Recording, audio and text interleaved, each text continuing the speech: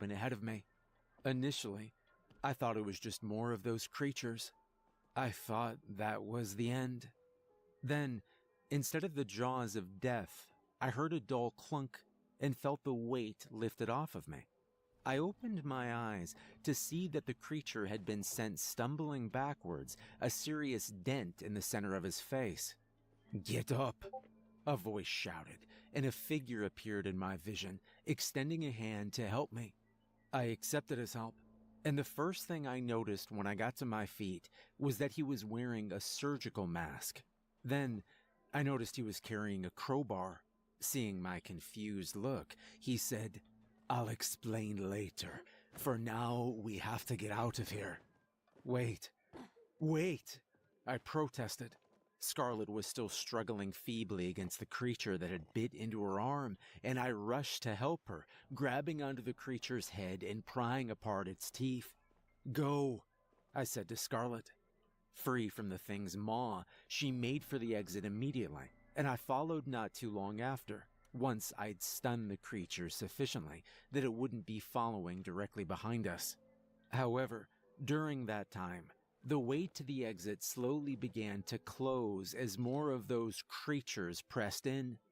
But somehow we made it through, our masked savior slamming the door shut behind us, sliding in several deadbolts I hadn't noticed before. They looked hastily installed, and I guess they hadn't been there long. Breathing heavily, I slowly made my way to my feet. Scarlet was sitting against the receptionist's desk, clutching her arm, which was oozing blood steadily, and the man in the mask turned back to face me when he finished locking up. "What the hell is going on here?" I panted. "I suppose you're from the FBI," he remarked. "I'll explain everything, don't worry. Well, perhaps you should be worried, but for different reasons. You're going to come with me," he said. "I could explain everything here, but trust me, it'll be easier if we can get to everyone else." The walk to the rooms they'd established as their base was a strange one. The building seemed so normal. It looked just like an after-hours office building. I judged by this time that night had come on our first day. Most of the rooms looked undisturbed, as if someone could step right in and begin working. However, the deeper we got into the business section of the building, the less and less likely that became. At first, it was just little things. A desk would be upturned, blocking a door, or a potted plant would have been knocked over, spilling dirt across the carpet. But then, it took a dark turn. Occasionally, dark blood would be smeared in gory streaks across a wall, or a corpse would lie unattended on the ground. Windows were shattered, the carpet was torn up, and wall fixtures lay in shambles on the floor. Then we entered the final hallway. At the end of it were the now sealed doors that led to an elevator. From the blueprints I'd studied, I knew it led to the higher corporate offices. But we didn't go that way, instead entering the conference room in the middle of the hallway on the left-hand side. When he opened the door, he looked back to us, seemingly in thought for a moment. "You two had better wait out here, just a precaution. Don't worry, they've never made it this far. I'll come and get you in just a minute." I helped Scarlet sit down, and then slid to the floor myself, but not before taking a peek into the conference room. It was a dismal sight to behold. There were about 20 people there, all in various stages of grief or despair. Some huddled in groups, others sat alone, and still others sat at the tables, tending to 4 wounded people who lay bleeding out on the large conference room tables. Some of the people wore surgical masks, though some didn't. The man who'd saved us was in deep conversation with 3 or 4 others, standing close to the entrance. I glanced over at Scarlet and saw through the darkness that a tear was rolling down her cheek. I thought better of making small talk, and we waited in silence. Then, she was the one to break it. "We're in over our head," she said. We have to find a way to contact someone. They have to come find a solution to this. We'll talk to this guy, I replied. But we gotta keep our wits with us. We knew this was a possibility. Well, not this, but something of this magnitude. We're prepared. We can handle this. What makes you think that? She asked. What have you ever gone through in your life that would make you assume you can handle this? At that moment, the door swung open, and the man who'd led us there emerged. All right, I owe you an explanation, he said, sitting down across the hall from us. He paused for a moment, as if expecting a response, but none came, so he continued. My name is Jace Morrison. I was the director of product management at Ryan. Since there's quite a bit to cover, I'll open it up to you for where we begin. What do you want to know?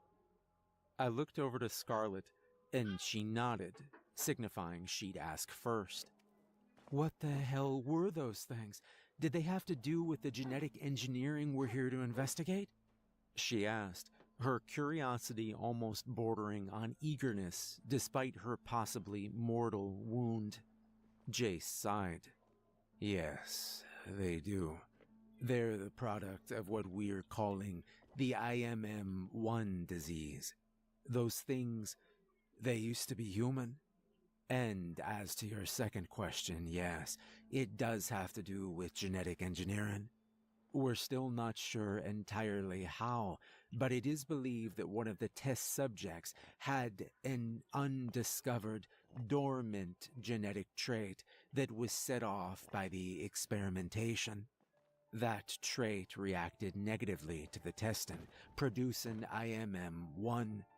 I'm sure it could be explained better, but you just met those who could do it, and they're certainly in no position to do so. So, you were experimenting on humans. What is IMM-1? I interrupted. How does it spread, and what are its effects? I asked, signifying that he didn't need to answer her rhetorical question. IMM-1 is an airborne disease. However, it dies very quickly until it finds a host. If it does so, it slowly begins to take over said host body until it has gained complete control, at which point it rewires the brain to amplify aggression, delete pain receptors, and reduce logical thought. That process will generally take around 12 hours, at least to what we've seen, and visible signs that the host is infected will not begin to show until approximately the 10-hour mark. Can it be transferred once the host is converted? I asked, nervous that it could have been transmitted to us during our scuffle with the creatures. There has only been one instance of it, and it was after the creature had reached full maturity, which takes place 24 hours after the transformation is complete. At that point, the disease becomes fortified, being able to survive indefinitely outside of a host, and is present in the creature's very breath. I looked at Scarlet and saw that she'd reached a conclusion, and that it was one she didn't like. You've known about this, haven't you? She asked accusingly. You know too much about it. You knew about the consequences, but if I may guess, you chose to test the creatures and disease instead of reporting it. Then an outbreak happened, and now we're here. He sighed again. Yes, but I assure you, the decision was entirely Mr. Ryan's himself. Let me explain. I'm sure you're also curious about the radio blackout, security gate, and the unfortunate death of Miss Naomi West, the receptionist. That was all the result of our paranoid CEO, Andrew Rion. He was the one that ordered the genetic experimentation in the first place, and when he did so, he installed several measures that would ensure the headquarters could become entirely self-sustained. If that event did occur. He has since separated himself from us. He locked himself in the corporate suites, where he just so happens to have full control of all security measures, at least the ones he can power with a backup generator. However, before he and those loyal to him retreated, he knew he was going to have to deal with inspectors such as yourselves. So he shot Naomi. He cleaned up the wound and propped her up in the chair so that you'd approach, giving him sufficient time to activate the security gate and frequency jammers. He is entirely delusional. His goal is to wait out the death of every living thing in this building and then to continue with operations as normal. There's nothing we can do. We wouldn't put our own lives above that of the entirety of humanity. As if we were to make an attempt at escape, the risk would be too great that IMM-1 would follow, and I'm sure I don't need to explain the consequences of that. We've managed to secure all of the creatures we know of in the experimentation hallway. There are certainly a few of them that continue to roam unabated. Now, we certainly don't have a method for determining if a subject is or isn't infected, so if you two would spend the night in another office. Yes, of course, I replied. But is there anything you can do for her arm? He held his hands up helplessly. We have no medical supplies. If you've already stopped the bleeding, that's as much as I could have done. Scarlet nodded grimly. And, without another word, he left, returning to the conference room. She looked over to me after the door closed. You still think we're ready for this? She asked. It's worse than we thought, I said, repeating her sentiment from earlier. You know how we're gonna get out of here, though, right? She asked. I grinned weakly, looking down the hall at the sealed metal doors. I do, I replied. Despite her sudden pessimism, she retained that calculating, planning mind that helped her so much during training, and we remained on the same page. Come on, help me up, she said. I'm not sleeping out here. Let's find a nice office or something. I lifted her up and we walked around for a few minutes before finding a suitable office. Then, as I helped her to lie down on a rather plush couch, she paused, looking curiously into my eyes. What? I asked. Then, the curiosity turned to fear. Give me your flashlight, she ordered. What's wrong? I asked, looking behind me. Just give it, she exclaimed, and I grabbed it, handing it over to her. She clicked it on, then shone it into my eyes. Show me your eyes, she demanded, and I opened them, squinting into the harsh light. Dexter, your eyes. She trailed off. What? What's wrong with them? What's going on with my eyes? They're black, she replied. And then the realization hit me. Scarlet slowly propped herself up on her good arm and inched away from me. Stay back, she said, a look of fear in her eyes. What? No, I'm not, I replied, trailing off. I slowly backed away from her, touching the skin on my face. It might have just been my imagination, but it almost felt waxy, like the skin of the creatures. What's happening to me? I said. Jace said it takes 12 hours to convert, didn't he? You'll be fine until then, she said, but her voice wasn't very convincing. Even less convincing was the hand that slowly made its way down to her hip, where it rested mere inches from her gun. I'll go get him and tell him. I nodded, pacing back and forth nervously. I didn't feel any different, as I would have expected someone suffering from a mind-altering virus to feel. The only thing was the paranoia that now set in. Would the creatures still attack me, or would they accept me as one of their own? The darkness was suffocating. It surrounded me, and it felt like I couldn't breathe. I was disoriented entirely and panicking. What could I do? What was there to do? If I allowed myself to become one of those creatures, would I kill Scarlet? The seconds until she arrived back with Jace felt like hours, but she finally did, and he explained the situation. Well, he's definitely not contagious, so you don't have to worry about being near him, at least for now, Jace said. But there's not much else I can put in a positive light. We have no idea what a cure might look like, and even if we did, there'd be no way to make it, unless we somehow had all the ingredients here in this building. God, how could I have forgotten about the eyes? When did I get it? I asked. Did you ever smell something really pungent, something that smelled so bad it almost made you throw up? Jace returned my question with one of his own. Probably around the testing chamber, if you made it that far. Yeah, right when I walked in, I replied, recalling the smell. It faded after a bit, though. What happened? That was it, Jace said grimly. The virus has a distinct smell, and once you smell it, there's some time to escape. But if you adjust to the smell, by that time, it'll already have gotten inside you. So why didn't Scarlet get it? I asked. Did all of the virus go into me?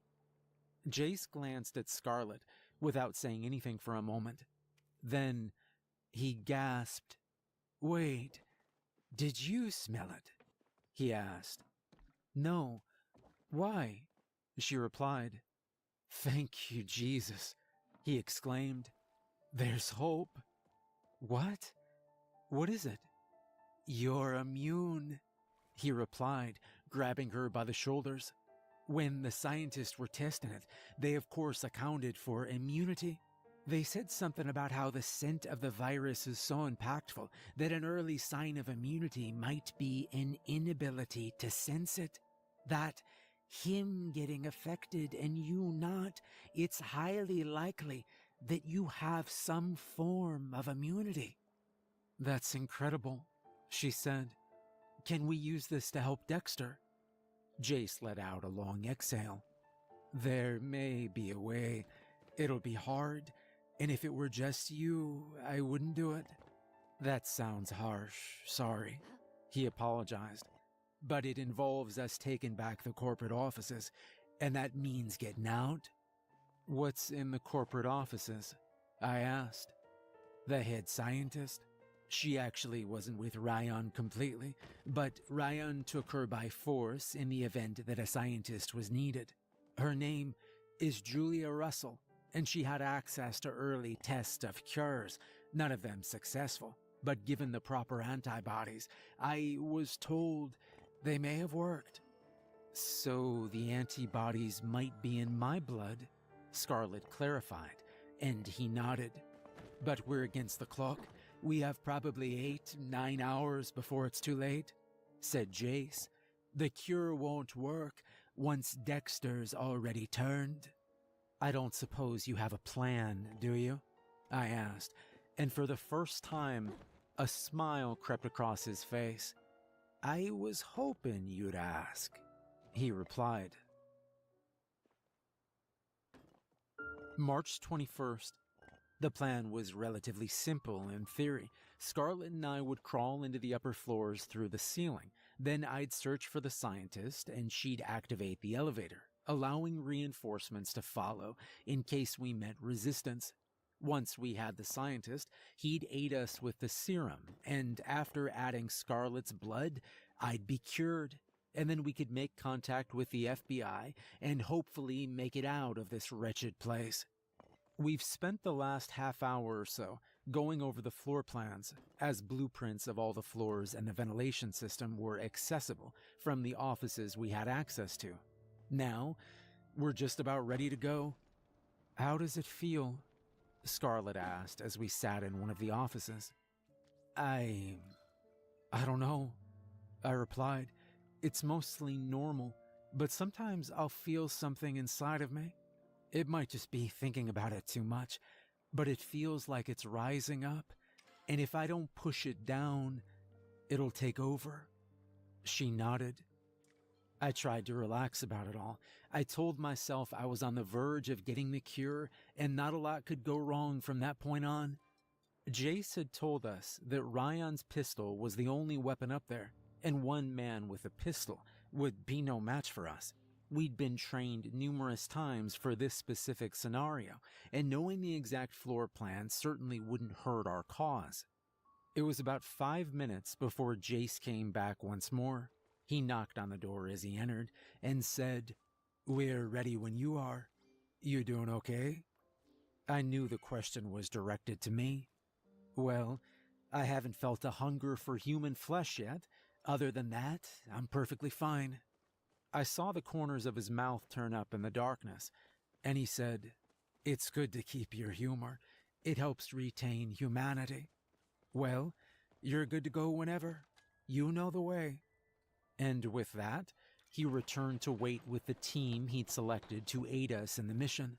He wasn't one to mince words. He said what needed to be said, and nothing more. I'd only known him that day, and even I could tell that. I pushed myself off the table I'd been leaning against and said, "We might as well get going. No time like the present." "Agreed," Scarlett said, and we began the cumbersome process of entering the ventilation shaft above our head. A ladder had been produced from some supply closet, but the hardest part wasn't getting there. It was distributing my weight sufficiently that I wouldn't collapse half the system simply by hanging for a moment too long.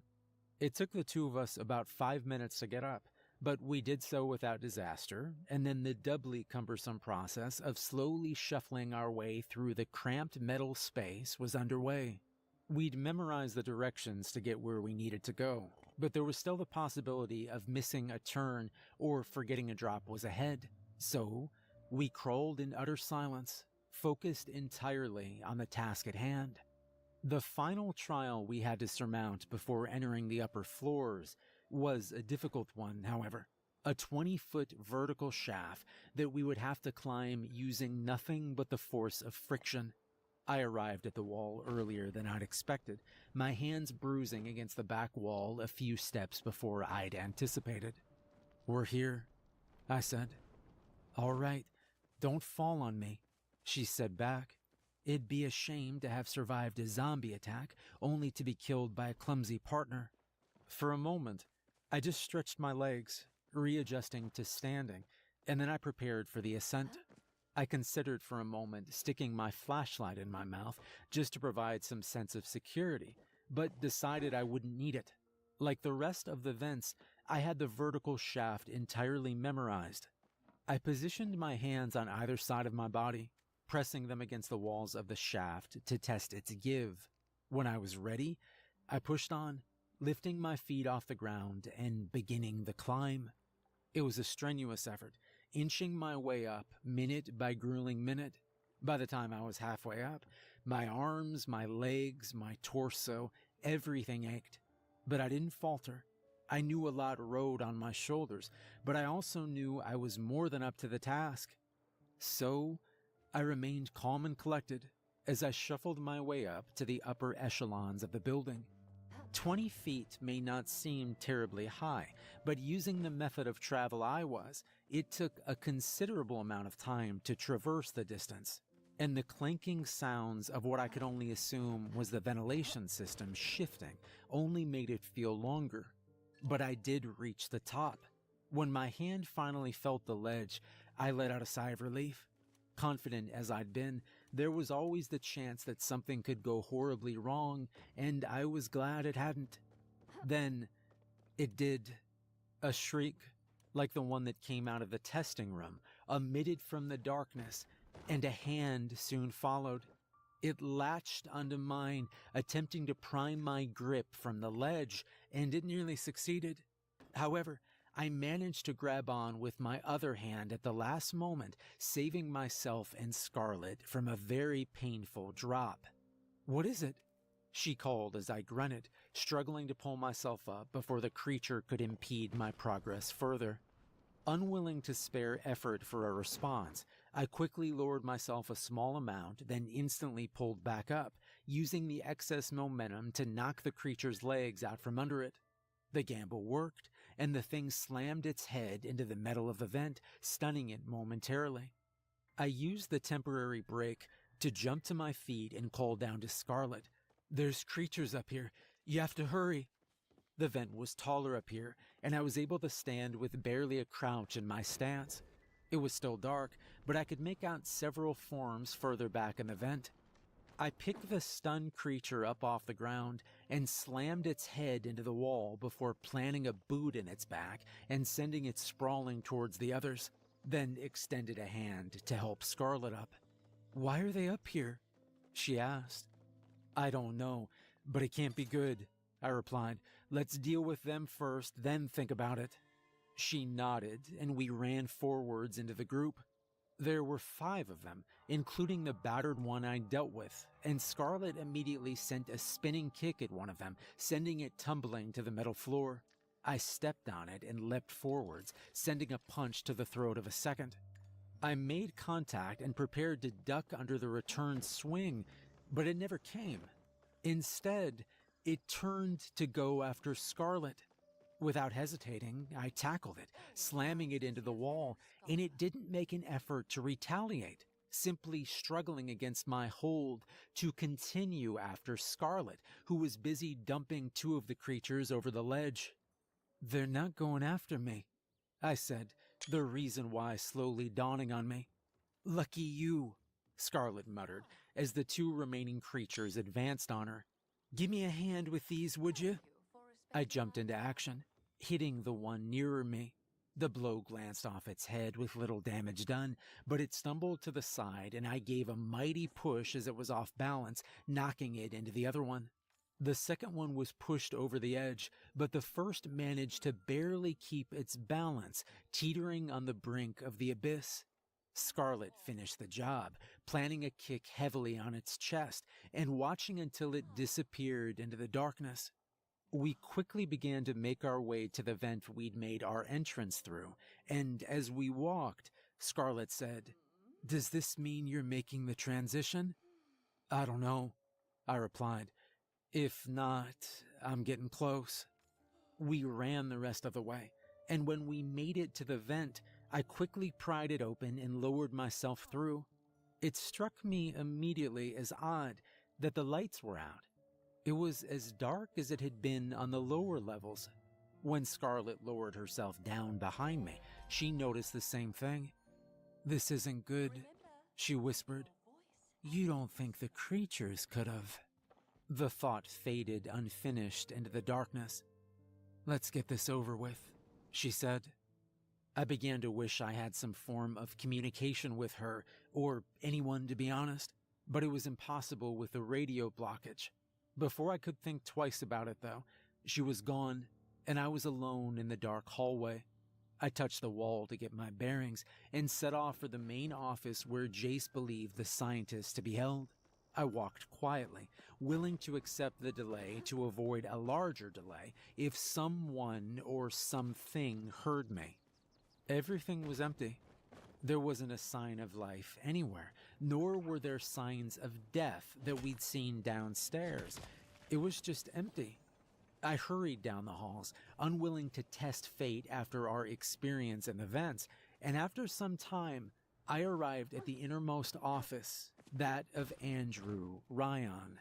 The entrance was lavish, consisting of 2 massive wooden doors, a traditional entryway with very modern security, as what I assumed to be a retinal scanner to the right of the door evidenced. The doors were at the end of a long hallway, and I just entered it. Even through the darkness, though, I could tell that something was wrong. It was pretty easy, as they were wide open. That wasn't a good sign for me. I guessed that there had been an outbreak, and as opposed to seeking out the creatures, the survivors had made their last stand in Ryan's office. They evidently hadn't fared terribly well. I cautiously approached the once luxurious office, And as I did so, the feeling of lurking evil within me rose stronger than ever before. It knocked me to my knees, and I felt dizzy as I attempted to suppress it. But I fought hard, making my way to my feet, as I knew there was quite a bit riding on me. As I examined my surroundings, fighting the feeling that my head was swimming, I realized that office probably wasn't the best word to describe Ryan's workspace. It seemed like a headquarters in and of itself, as the room I was in looked like a lobby.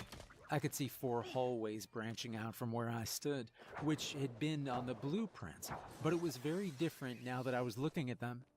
All of this just for one man. A mental picture of him was beginning to form, and it wasn't someone I thought I could get along with very well.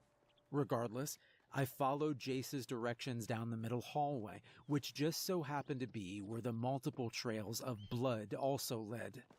I was about 10 steps down the hallway when I heard the first clunk. It came from somewhere ahead, and I froze, but nothing followed it. I knew I could do nothing but push on and hopefully be prepared for whatever arrived. There were several doors on either side of me, but I ignored them all. Not only were they utterly empty, but my goal was in the deepest part of this office.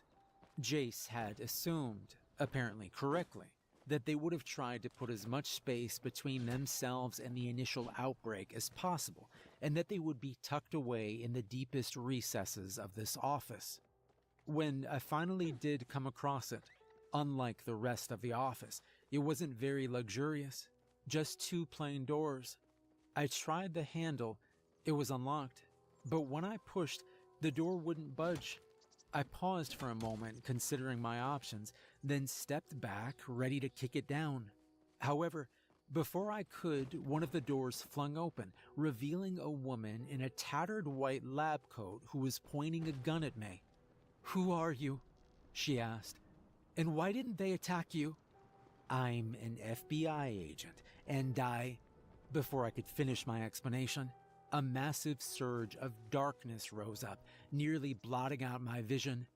I once again fell over, but this time I couldn't stand up. "You're infected, aren't you?" she said, brandishing the gun at me. "I don't have the cure. I wish I did, but the formula is incomplete." "Don't shoot," I groaned, holding a hand up. "We have the missing piece. My partner, she's immune. Go inside, get a dose ready. She'll be here any second." The virus was racking my body, and I began to convulse violently. And then my rational brain lost control. I remember vague images from that time. The scientist slammed the door shut. I imagine she barricaded them after. Then various flashes of hallways and other creatures as I wandered around the darkened floor. I didn't go too far from where I'd left, and the next thing that happened was Scarlet coming running down the hallway. The creature that I had become joined the crowd that followed her, and she fired several times at us, one of her bullets clipping me on the leg, thankfully incapacitating me. Otherwise, I might have persisted, and something bad could have happened. The creature that I was crawled for some time, but eventually gave up. The next thing I remember was the lights turning on. The creatures must have an aversion to light, because it felt incredibly painful, and the creature cowered there on the carpet. Then, with a jolt, I returned to consciousness. I bolted upright as a sharp pain in my arm brought me back to reality. The events of the day quickly came back to me, and I looked down at my hands to see that the gray was quickly fading, and when I felt my cheeks, the skin was regaining its warm, smooth feeling. Then I looked around. Scarlet smiled, seeing the color return to my eyes, and she said, "It's over. We made it." Thank God. I was getting a little worried there for a moment. I groaned, and she laughed. "What the hell happened?" "They'd shut down the power," Scarlet began. "I couldn't activate the elevators, so I decided to come back for you. But when I got there, it was just Dr. Russell. She explained what had happened with you, so she took some of my blood and we had the cure ready. But then there was the matter of finding you, and in the dark, with who knows how many other creatures that look a whole lot like you out there, that would have been easier said than done. So we fought our way to the control room, turned on the power, and while we were at it, we disabled the frequency jammer and radioed for backup, and from there, it was just a matter of time before we found you. All right. So what happened up here? Why were the creatures here? How did they get in the vents? I asked. Dr. Russell stepped in. The virus is airborne, something I tried to explain to Mr. Ryan, but he refused to acknowledge it. As soon as the first ventilation cycle started, it made its way from down there to up here, and several of them began to transform. I barricaded myself in the inner office with doses of the cure ready. I mean, I really didn't have much else to do other than wait. So that's what I did. So where's Ryan now? Scarlet asked. He's gonna have a lot to answer for. I don't know. Dr. Russell shrugged. I haven't seen him since the outbreak up here began, so he most likely got infected and turned into one of these, she said, gesturing to the corpses either dead or cowering from the fluorescent lights. I guess that's a fitting end, I said, destroyed by the very thing he created. So, how far out is backup? I asked. They'll be here any minute, Scarlet replied. Advanced teams are getting flown in, and it sounds like Clay is with one of them. Clay? What does she want? I asked. Don't let her hear you talking like that. She's still our superior, she warned. But my guess would be we're in line for a promotion. The thought was almost comforting. A few minutes later, helicopters landed on the roof, and agents in hazmat suits entered through a rooftop entrance. Once we explained that we'd been cured, and that the airborne form of the virus would most likely remain dormant for several more hours until the creatures up here reached maturity, Scarlet helped me up the ladder, and several medics attended to the bullet in my leg. It was such a flurry of activity. Agents hurrying around and scientists yelling at them to be more careful, but I'd been put on some minor painkillers as the medics fixed up my leg, so I was kind of oblivious to most of it. Once things started to settle down, Scarlet came over to sit by me. They're gonna burn it to the ground, she said. They talked to Jace. Since it seems like the company's going to him, he thinks that's the best thing to do. Good, I replied. Well, that's mission number 1 in the books. I have to say, this was not my definition of routine. I might check out the benefits we get from that, she mused. Early retirement is a serious option for me. I laughed, but quickly regained my composure as a woman approached me. I'd recognized her immediately as Carmen Clay, and when I did my best attempt at snapping to attention, she held up a hand. At ease, Agent. You've done enough today. Thank you, ma'am, I replied. Well, if my ears are correct, I heard the word retirement getting tossed around here, she said, turning to Scarlet. I do hope a little mission like that won't be enough to scare off a fantastic pairing like you two. In all seriousness, this was an incredibly strenuous, dangerous, and difficult mission. I could name a dozen veterans here that wouldn't be able to have handled it, and I want you both to know how proud we are of your efforts. Thank you, I replied. Also, I do want to let you know what the scientists calculated. If you two hadn't contacted us, there was an 87% chance that the virus would have made it out of that building, and from there, a 63% chance that it would have survived the first day. If it had, it would have become airborne, and in that scenario, there would be a 3% chance that we would be unable to stop it. The world is in your debt, though they may never know it. My jaw dropped at the numbers. That would have been very bad, ma'am. I'm glad we were able to do our job. So are we all, she replied. You too. You make an excellent pairing. You remind me a lot of myself and my former partner. I think you're gonna have great careers with the Bureau. Well, you'd best be leaving now. I'm giving the both of you paid time off. Go somewhere nice. Enjoy yourselves. We assured her we would, and Scarlett helped me into an awaiting helicopter. As we flew off towards the nearby base, the sun was just beginning to rise to the east. To those who've never experienced a sunrise from a helicopter, I must recommend it. It is beautiful. And with that, my first mission with the supernatural division of the FBI came to a close. It was my first, but it certainly would not be the last.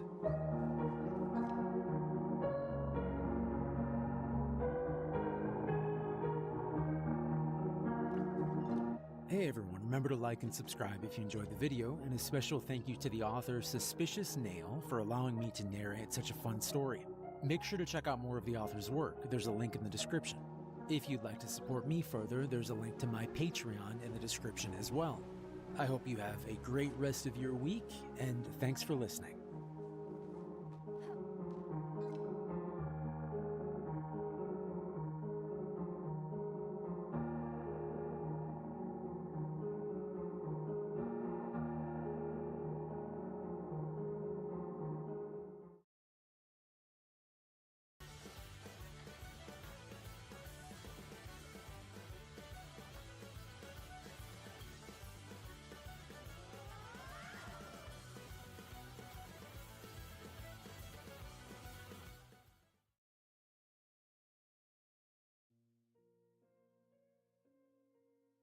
My wife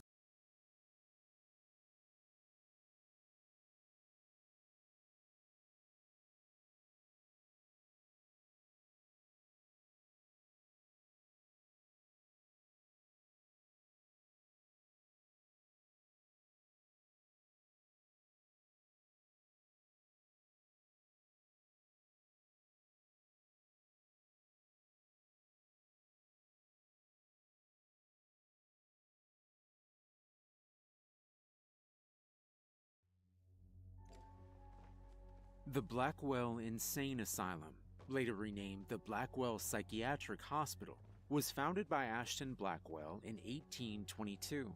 It remained in operation until 1986, after which it was shut down and the building fell to the Blackwell family, specifically Roger Blackwell. Roger turned the building, the source of countless rumors in the surrounding town, into a historical landmark, closed to the public except during events such as Halloween or the anniversary of its opening. However, these events became few and far between as Blackwell grew old and senile. In 2016, Roger Blackwell passed, leaving the property to his grandson, me. My name is Max Blackwell, and for years I'd heard the rumors surrounding my family's asylum. I'm in my 20s, and always being a bit of an urban explorer, I decided to finally enter the hospital. That's where this story starts. The gate was easy enough to get past. Putting the key in the rusted padlock, I was surprised it even opened the lock anymore. The gate was solid and heavy, fitting in a way, for a monolithic structure behind it. The hospital, when first constructed, had 6 floors. By the time it was shut down, it had 20. The building was constructed over heavy stone, with later additions being made with concrete and steel. Opening the large wooden doors, they creaked open, revealing a damp odor. In his later years, my grandfather stopped caring for the property, so it had fallen into disrepair. Looking for a light switch on the wall, I tentatively flicked it on. The lights flickered to life, again surprising me, considering the age of the place. Still, I'd come armed with a durable flashlight just in case. Despite my granddad's efforts, graffiti covered the walls. Layers of dust covered every surface. A reception desk, half rotted away, sat front and center of the lobby area with a large staircase behind it. To the right of the larger staircase was a descending one leading to, I guessed, the basement. Holding my breath, I went downward. The basement was dark, extremely so. My flashlight barely made a dent in the darkness, brightening the area just enough I could see a few feet ahead of me. Walking forward, carefully watching where I stepped, I could make out a door frame and a sign next to it. Wiping the dust away, I read the word archive. The door, or what was left of it, barely hung on the hinges. I felt around on the wall of the archive room and found a light switch. I turned it on, and the lights buzzed to life. Before me were dozens of filing cabinets. Blackwell, as I said, was open for a century and a half, give or take, so it had hundreds of patients. More interestingly, there were boxes, all labeled patient interviews. Besides what I told you earlier, I know next to nothing about the history of the hospital, so all of this definitely had me interested. Next, after leaving the basement, I returned to the lobby area and went upstairs. The second and third floors were mostly the offices of staff and areas for basic evaluations. Floor 4 was an infirmary for more self-destructive patients and staff injury.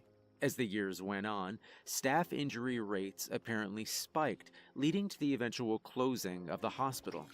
Floor 4 is also notorious for another reason. Legend says that illegal medical experiments were conducted on patients here, as well as lobotomies, to pacify the more violent patients. I'll admit, I believe the lobotomies part, but the illegal experiment stuff is total bull, if you ask me, that is. Floor 5 was the staff cafeteria and quarters. Oftentimes, staff would need to be on call 6 days a week, so staff often lived here. Floor 6 was patient quarters and recreation for the more docile patients. You know, light schizophrenics, senile people, or people who thought they were, I don't know, Benjamin Franklin. Something Granddad called the harmless kind of crazy. He never much cared for the mentally ill. That said, in his early years, this wasn't the case. Construction on Floor 7 began in 1831. Before then, patient intake was relatively low, but the more disturbed individuals were kept on Floor 6, with Floor 5 being the more docile patients. In the 9-year period between the initial construction and the addition of Floors 7 and 8, there were 17 suicides. Only 13 were patients. Floors 7 and 8, as mentioned previously, were constructed in 1831 and were for more violent patients. Each floor contained 15 cells, 30 total. Floor 7 had cells 1 through 15, and 16 through 30 were on Floor 8. The walls, or the ones not caved in or broken down, of each cell were spattered in long, dried blood and scratch marks. I guess no amount of cleaning could get rid of the stains, or maybe the staff didn't care enough. Either seemed plausible. Floors 10 through 15 began construction in 1859. 10, 11, and 12 contained more padded cells. These were much more intact. One cell contained drawings of dozens of eyes. Another was covered in numbers written on every wall. Another still had the phrases, "I see you watching," and "The hunger from the void calls," written dozens of times. You get the idea. 13 was, as of 1932, used for electroconvulsive therapy. Before then, it was home to experimental forms of therapy. At least that's what the legend says. Truth be told, Most of floor 13 was destroyed in a fire in 1875, not longer after its completion, and only really regained use in 1915, where it was used to treat symptoms of shell shock, now called post-traumatic stress disorder, in World War I. 14 and 15 were both dedicated to more traditional forms of therapy, psychoanalysis, that sort of thing. Floors 16 through 20 were completed in 1953, while the officially given history says it was for a new influx of patients after World War II's end. Truthfully, it was to treat suspected communists. This included lobotomies and ECT. I'm not comfortable discussing it because, frankly, I'm ashamed and disgusted my family was involved in such things. The only exception was floor 20, which was used for staff meetings and meetings of the board of directors that ran the place. Anyway, that was the end of my exploration of the building. Your typical creepy asylum. The real reason I've written all of this was to give you an idea of this place's history. Not long after that initial entry, I had some people get the place's power up and running. I've read a lot of the old patient files and decided to share them here. See, I thought I knew this place's history, but there was so much more. Here are a few. File name: Patient 322. Name: Jonathan Francis. Date of admission: May 15th, 1825. Diagnosis: paranoia-induced madness. Reason for admission: on the 17th of April, Mr. Francis butchered his daughter, wife, as well as their neighbors, one Jacob Friedman and Margaret Friedman. Mr. Francis insists they communed with the devil by means of the family dog. Upon arrest by authorities, Francis had hung the dog on a cross outside of the family home. He was sent to us upon sentencing from a court. Recommendation for treatment: isolation from other patients. Patient is to be fed, but interaction is forbidden. Staff are permitted to harm patient in order to get decorum from the patient. File name: Patient 465. Name: Matthew Ladson. Date of admission: June 15th, 1825. Diagnosis: paranoia-induced madness. Reasons for admission: attempted murder of a lawyer from Illinois. Claimed it was to prevent some great calamity of brother fighting brother. Recommendation for treatment: chemically induced tranquil state. Injection into the front of the brain daily. File name: Patient 2201. Name: unknown. Date of admission: July 23rd, 1878. Diagnosis: under investigation. Reasons for admission: patient claims to be under the influence of a deity he refers to as the Void. Subject murdered 15 men, women, and children over the span of 6 days in tribute to this being.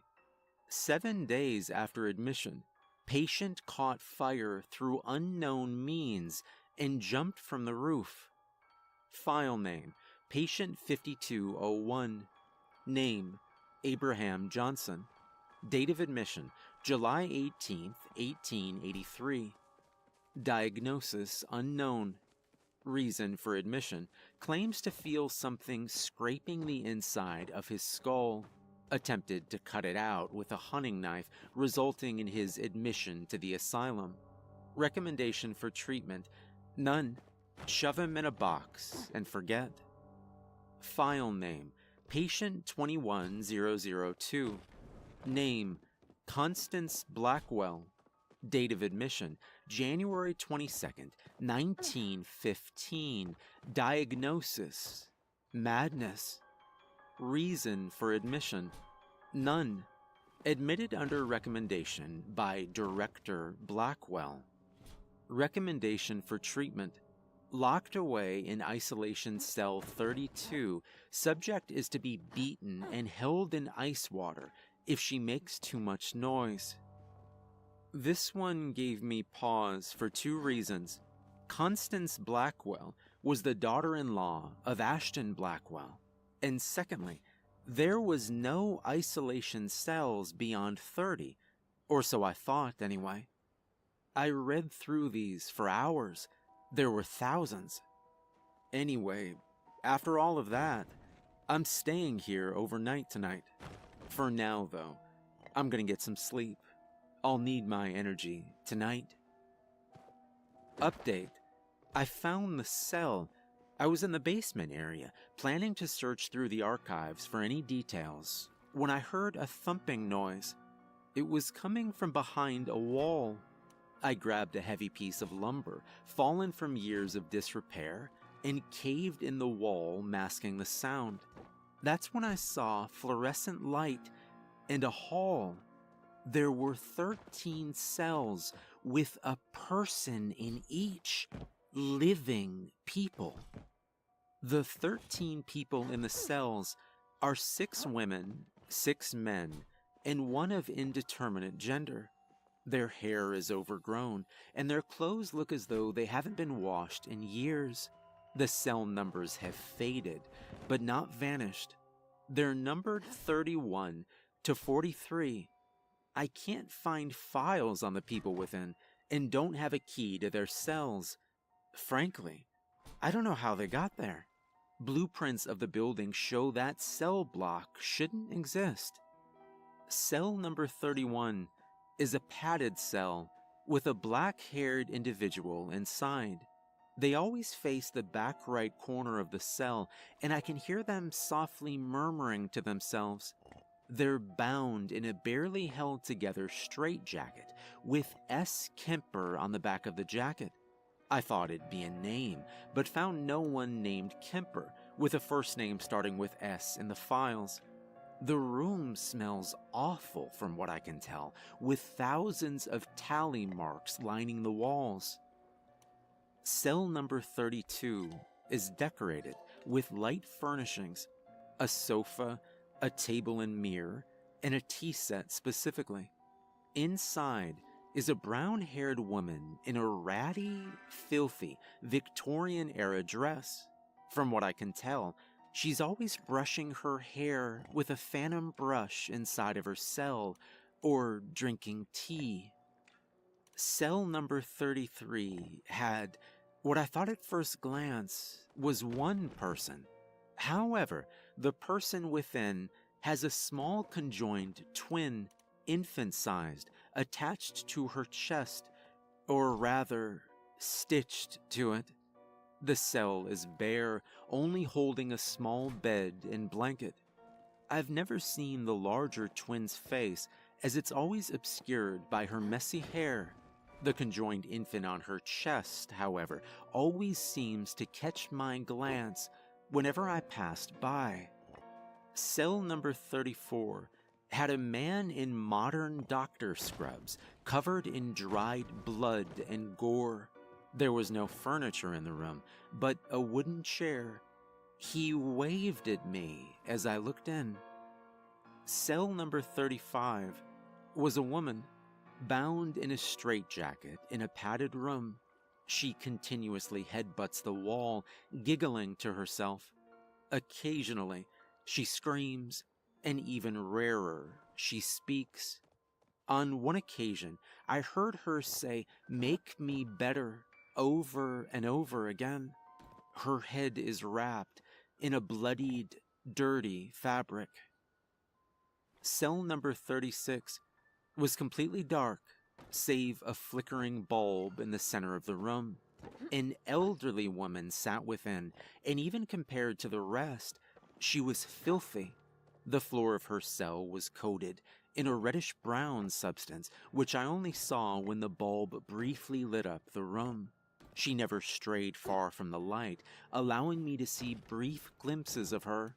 She wore a filthy bathrobe, slippers, and nothing underneath. If you've ever seen The Shining, she was like the woman in room 237, but covered in dirt and grime. Cell number 37's occupant had electrodes on his scalp, with the dangling wires occasionally sparking. He tried to grab me as I passed by his cell, begging me to make the voices stop.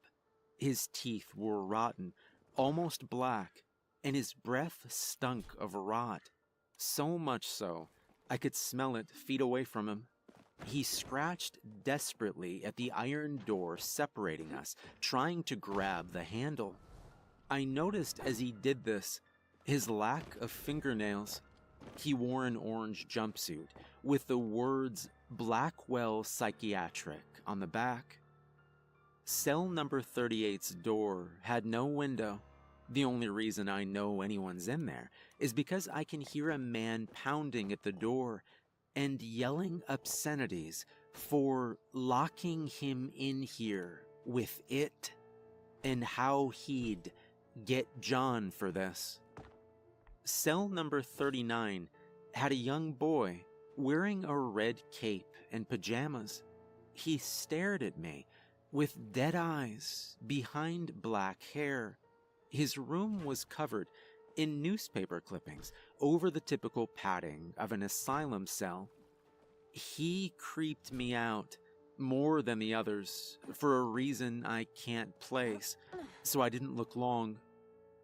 Cell number 40 was a morbidly obese man strapped to the wall. His cell was splattered with dried blood and bones. He grinned with yellow teeth as he noticed me. He said something in a foreign language, maybe French, and struggled against his restraints. Cell number 41 was a man who, I shit you not, was a dead ringer for Fox News broadcaster Tucker Carlson. He was the most stereotypical lunatic. Straitjacket, savage screaming, and spouting nonsense about Democrats and how they wanted to eat our souls. The most unsettling thing was how his eyes were both covered with gauze. His straitjacket had its back collar ripped away at the back, and "Commie Traitor" was branded into his flesh. Cell number 42 was covered wall to wall in names written in what looked like blood. In the center of the madness was a woman quietly muttering to herself. She was saying random numbers and rocking back and forth. She looked in my direction, and I could make out her eyes were a milky white. She then changed to a different set of numbers, and she occasionally said my name. Cell number 43, finally, was an emaciated woman. Her head was shaved completely bald. She looked like she hadn't eaten in weeks. Her skeleton's frame was clearly visible. She looked up at me as I passed, and I noticed a small wound just above her eye. "Food. Time for food," she said in a trembling voice. She tried to come to the door, but was shackled to the wall. It was as she did, the lights in the hall died. I heard mad laughing as they did, and one of the men said gleefully, "We're gonna get you. We're gonna get you," in a sing-song voice. I ran down the hall as fast as I could, out of the basement, and locked the door shut behind me. I turned around to face what should have been the lobby area, but instead found myself in a bright white corridor on what looked to be the 4th floor. It seemed cleaner, with the walls absolutely spotless. I heard screaming from down the hall, and, against my better judgment, ran to the source. It was a patient medical treatment room. I swung the door open, and I saw nothing. It was the same disheveled, abandoned room, scattered with rat shit that I'd seen on previous excursions. With one change, a bed was in the center of the room. The bed looked freshly made, with what appeared to be new leather restraints on the sides. In the center of the bed was an identification bracelet given to patients upon being admitted. The label read, Patient number 53266, M. Blackwell. Date of admittance 30/03/2020. I turned around and found myself facing the front lobby. I went out the front door of the building, and I found myself waking up in the basement area outside of the hidden room. I slipped and hit my head in the darkness after the blackout. I breathed a sigh of relief. This relief was short-lived, however, as I noticed the ID bracelet on my wrist. I managed to get home for now. I'm going to bed, even though it's nearly 2 a.m. at the time of writing. I'll update you guys later. Hey, everyone. Max here. I'm alive, for better or for worse. Since my last post, I took the liberty of having a security system, including cameras, installed on the property. My family, while not exactly billionaires, is still quite wealthy, so it wasn't a hassle, expenses-wise. Besides my weird experience on the 4th floor, I wanted to make sure no one was going to break in. With all the urban legends surrounding Blackwell, the place was a bit of a rite of passage for teens, daring their friends to break into the old asylum and bring back some item related to the hospital's dark history. But with my discovery in the basement, coupled with my efforts to actually clean the place as best I could, it was in my best interest, and that of any would-be trespassers, to keep them out. I've been avoiding the 4th floor ever since my experience there. Dream or not, there wasn't a chance I was going there alone again. I spend most nights here now, in the basement. I've had the place furnished, and now it's a man cave of sorts. Before any furnishing or man cave making, I erected a door between the basement and the hidden cell block, which I took to calling the Phantom Zone, after Superman comics. I put a heavy padlock on the door just to be safe. At night, some of them scream from within their prisons for hours at a time. They bang on the door, hurl obscenities, and yell promises of pain to come my way. During these, I venture once again to the other floors. I noticed over the past few days that the upper levels tend to be active at night. Phantom chains rattle in the cell blocks, or the temperature dropping by several degrees in the staff quarters. At least twice, I've seen the silhouette of a hanging body dangling precariously from a ceiling fixture. Of course, when I look at where the shadow is being cast from, I find nothing. The worst area, however, is floor 13. Ironic, I know.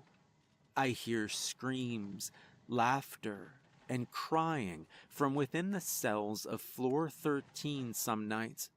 I feel a phantom hand clutch my shoulder as I walk past the darkened rooms. And the worst part is the smell, sizzling flesh, and copper. Occasionally, I'd see flashes of light from one of the rooms on floor 13. When I'm not walking the grounds, I'm in the archives. I've read many of the files contained here, the ones not destroyed by age, water, or rats anyway.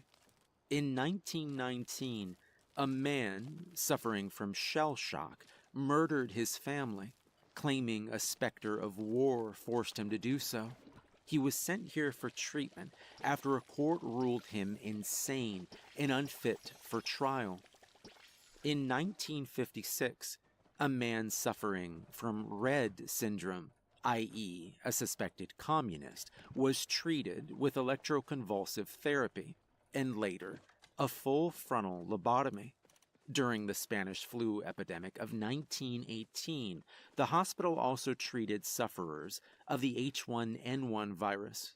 By the hospital's own count, over 1,000 people succumbed to the illness. Then, there were the patient interviews. Most of the interviews were harmless enough, just a rudimentary checkup. But others, well, I'll just let you read for yourself. Here's a transcript of one. Interview transcript. This is Dr. Samuel Andrews of the Blackwell Psychiatric Hospital. The date is October 14th, 1934. I am interviewing Joseph King, sent to Blackwell due to a psychosis of indeterminate origin. Good morning, Mr. King. Patient remains silent. All right then, Joseph. At the end of our last session, you mentioned a living shadow. I'd like you to elaborate on that. Watching. Always watching. I beg your pardon? It watches. Always watches. Never stops. Never blinks. I see. Could you describe this shadow for me? Tall. It looks like a man, but has no face. Made of the night sky. It stands at the edge of nothing and everything. And it's always watching. How long have you seen this shadow, Joseph? Since I was a babe. It was always watching me. Never spoke. Just watched. When's the last time you saw it? Always there. It's there now. Where? Dr. Andrews begins to gurgle, and the sound of a snap, like a bone being broken, is heard. Joseph King begins laughing. I guess it was hungry. There's sounds of meat being eaten, followed by shouting 10 minutes later. The interview concludes with a new voice. Cause of death was the breaking of the neck at the base of the skull. We still don't know how Joseph King did it, as he was in restraints when we found him. He claims a shadow did it. I recommend to be given electroconvulsive therapy, and if no improvement is seen within 3 months or so, euthanasia. I shall bring this to Director Blackwell at once. We're still looking for the missing parts of Dr. Andrews. The tape ends there. After hearing this, I did some digging through the archives, but found no records of Joseph King having ever been treated here. Oh, I managed to get the elevator working, so no more having to walk flights of stairs to patrol each floor. Gotta find silver linings, you know? Also, helps me keep the place somewhat clean. I was up on floor 5, getting some sleep, when I was awoken by a loud crash, then a blood-curdling scream. I ran out of the former staff quarters to the hall and found myself once again in a stark white hallway. This time, however, I was on floor 13, as indicated by a plaque by the door leading to the stairwell. A figure wearing a nurse's uniform exited the room behind me. I assume it was a woman, but her face was smudged, for lack of a better term. It was like someone had painted her, then smeared her face with her thumb. It's hard to describe. She grabbed my arm roughly, and it was then I noticed I was in a patient gown. Screams filled the hall as she led me to the elevator. I found myself unable to break away from her grip. The doors opened, revealing 2 more figures, seemingly large males. They forcibly shoved me on a gurney and tightened the restraints so much I could feel my wrist start to bleed from the pressure. She pressed a button. Floor 4. The elevator began descending, and the beings began conversing. I can't understand what they said. It's like they were spouting gibberish with inflections of tone indicating conversation. The elevator dinged, indicating we arrived at our destination. She wheeled me out with aid from the two men. They led me down the hall and turned me into a medical office. Another figure in a blood-spattered apron and lab coat nodded towards the nurse and the men, who then left. He then said something to me, or I think he did. It was more gibberish. He picked up a small metal spike and hammer from a table. I heard more screams, but now they were mixed in with laughter. He placed the spike above my eyebrow. I struggled. I begged him to stop, but he either didn't hear me or didn't care. He brought the hammer down, and I felt the spike pierce my skull. I let out a scream. The pain stopped, but I felt blood trickle down my forehead. I was back in the room on floor 5, standing upright. My clothes were replaced by a dirty, barely held together patient gown. I began running down to the basement to grab my stuff. I was going to leave right then, but I paused in the midst of my panic. I felt a breeze and heard the giggles of the 13. The door was open. I'd locked it shut. I was sure of that. I looked into the room for any signs of intruders, but the hall and its cells were untouched, or so I thought. Because as I investigated and made sure all the cells were locked, I noticed cell number 34, while still locked, was empty.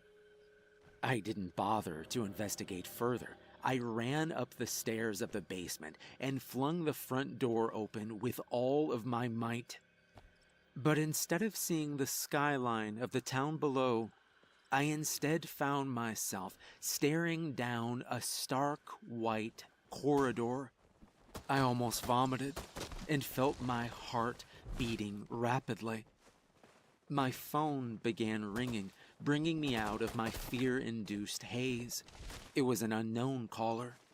Hesitantly, I put the phone to my ear, hearing raspy breathing as I did so. "Hello?"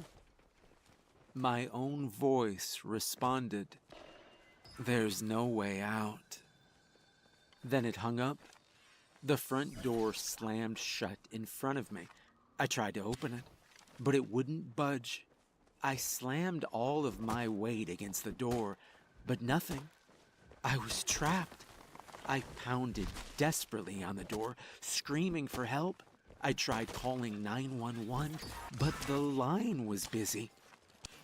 I haven't slept since then, because I know I'm not alone here. If you guys have any ideas, I'd love to hear them. I don't know what to do. My phone's battery is getting low, so I'll update you guys later. The place still has power, so I can at least charge it. Silver linings, right? Day 2 of being trapped in Blackwell. Or, I assume it's day 2. It's, according to my phone, 11 a.m., but the sun hasn't come up. I haven't slept since last night. I've holed up in floor 9. It has no dark history as far as I'm aware. I've rationed what little food I had, but I still only have enough for a few days at most. Occasionally, I'll hear a door slam or a scream from another floor. Sometimes, out of the corner of my eye, I'll see movement, a shadow that isn't there, or a flash of blue light. I'll hear a voice whisper, "Help us," in my ear. I've seen cell number 34's escapee who I've taken to calling Doc. He walks the halls, humming a tune to himself. He occasionally says something to himself, but I can never understand it. Today, when I was using the elevator, I noticed there were now 25 floors, according to the elevator buttons. I'm still debating going to those floors. That's not the only change.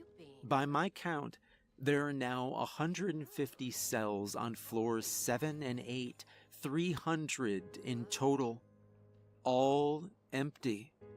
The stairwell connecting each floor, meanwhile, seems downright endless, and I can hear a young girl crying at the bottom. I can still use it to traverse the building, but it loops, it seems like. I've gone down 30 flights today, and once I hit the bottom floor, it looped back to floor 25. I stepped out at floor 20 and went down via elevator. I'm gonna try to get some rest on floor 9. Sorry to cut this update short. Max here. Sorry, I didn't realize how many days it'd been since I posted. Time in here, it flows differently. I'm still stuck in this damned asylum. Some of you think it's some otherworldly force carrying out vengeance on my family through me. And well, I haven't entirely discredited that theory in my head. What food I had is almost gone. Some of it has started to spoil. The building's heating system doesn't turn on anymore, and it gets cold here at night, like a meat locker. I made a controlled fire in the staff kitchen to keep warm, using paper, some old planks, and an oven's flame. 2 more cells are empty now, specifically cells 31 and 38. Curiosity got the better of me, and upon seeing the windowless cell number 38's door open, I peeked in. The walls of the room were coated with blood, entrails, and slash marks in the wall's padding.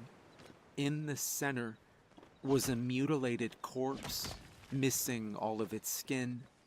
When I exited the room, a blood trail dragged down the hall like someone was moving a body. I could swear it wasn't there before I entered the room. I found cell number 31's occupant not long after. He sat in a corner of the elevator. He didn't seem to acknowledge my presence. The lights flickered. They suddenly went out for a split second, and he was gone when they came back on. I felt a burning sensation in my forearm, a stabbing pain, like I had it in an oven coil. In my arm were 4 deep cuts. They formed a word. Hi. They didn't bleed despite their depth, but they hurt like hell. I felt faint and leaned against the wall of the elevator. I rested my eyes a moment and heard a faint ding. I didn't recall pressing the button, but stepped out of the elevator regardless, just wanting to get off. This was a mistake I soon realized as I gazed upon the stark white hall before me. I turned around to get back on the elevator, but only found a wall. Painted on it, in black lettering, was the number 21. I turned around, gulping, and faced the hall. There were now people. Unlike last time, these had faces. They were all in patient gowns. Some of them had their scalps peeled back, revealing brain matter. Others had small holes above their eyebrow, leaking blood.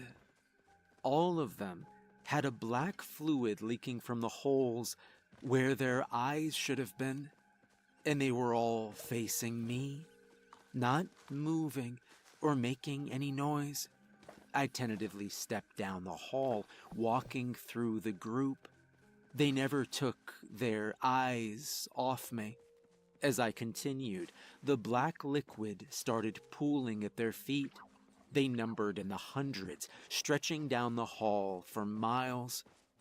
An overwhelming sense of dread began to well in my chest as they started muttering among themselves. I began moving faster. As the fluid began filling the floor, individual puddles merging with each other, I heard movement behind me, and I broke out into a sprint. It was up to my ankles now. The inmates began talking louder, speaking in the same gibberish as the nurses. The black substance was halfway to my knees, and I began struggling to keep up a quick pace. How long was this hall? It was at my knees now, and it was like tree sap, sticky and hard to move through. It was like the deeper it got, the thicker it was. It got to my thigh, and I could barely move at all. The faces of my family's past staring me down. At my waist, and it was like mud. I began feeling claustrophobic as it rose further. I couldn't move or breathe at this point. It was at my neck now, and I felt hands dragging me under.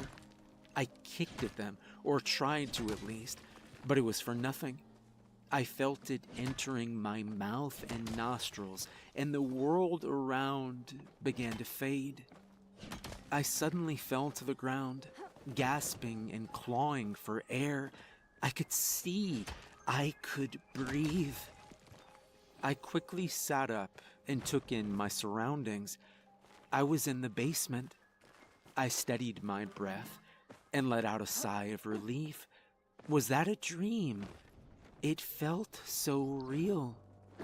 I took the stairs up to floor 9 and froze as I opened the door. On the walls of the hall, written hundreds of times, was a phrase I couldn't understand. There was a hole here. It's gone now. That was written on the walls, floor, and ceiling. Every square inch of the hall of floor 9 contained that phrase. A door at the end of the hall creaked open, and S. Kemper, as their straitjacket identified them as, crawled out on all fours. Only thing was, he was on the ceiling. Their jacket had been untied, rolled up sleeves revealing clawed hands. From the distance I was at, I couldn't tell if those were their fingernails or talons. I stepped backward to leave, and the floor creaked. The being looked up and cocked its head. Kemper jumped from the ceiling to the floor below, landing on all fours, and then standing up. It grinned, curling back thin lips, revealing sharpened yellow teeth. The lights began to flicker, and suddenly shattered, raining glass around us. Kemper began sprinting towards me, and I quickly ran in the hall and slammed the door in its face. It stared through the window at me, and even this close, I couldn't make out the features of its face. It scratched the glass, spelling the word "hi." It then licked the glass, revealing a long black tongue. It rattled the handle, and I was broken from my trance. I ran down the stairs, hearing the glass of the window of the door shatter as I descended. That was yesterday. I haven't seen Kemper since then, but I've found slash marks on walls and ceilings. I haven't seen the doctor at all, or who or whatever was in cell number 38. I've taken to sleeping in a locked cell, only coming out during the day. I'm almost out of food, and I'm getting hungry. I've been sleeping, but I feel like I haven't slept in days. Tomorrow, I have to go to a floor above 20. Maybe there will be supplies there. Or maybe this place is finally getting to me. It's hard to tell anymore. How long have I been here? Days? Weeks? I don't know. My phone says it's April 5th, but it feels longer than that. Like I said, time flows differently here, or at least it seems to. I think I'm gonna get some sleep. Update. It's now April 7th. I'm still alive, at least I'm pretty sure. I was woken up by a loud slam. The noise was from somewhere above where I slept in the basement. I went up to the lobby, and I saw it was the front door. It was open. Cautiously, I looked out and saw the front gate. Quickly, I ran out, pushing through the gate. I'd never driven so fast in my life. I was laughing and crying as I pulled into my driveway. I quickly ran up the front steps of my home, unlocked the door, and swung it open. I ran inside, up the stairs to my bathroom. First thing on my mind was a shower, a nice, hot shower. I swung the bathroom door open and began to draw the water. I turned to look in the mirror and froze. The room behind me wasn't in the reflection. In fact, neither was I. No, the image in the mirror was that of the hospital's reception area. I turned around and found myself facing the reception desk. I started to laugh because that's when I knew I was gonna die here. I was trapped in this hell constructed by my ancestors, and I was going to die here. This place would never let me leave, at least not alive. The entrance was still open, but now led to another hall. Taking a breath, I stepped into the hall. The door slammed shut behind me, locking again. At the end of the hall was the reception area, but now clean and seemingly new. A woman sat behind it, filing her teeth. She gestured to me to step forward. She spoke as I did so. Now, little one, you don't belong in this place. There was a hole here. It's gone now.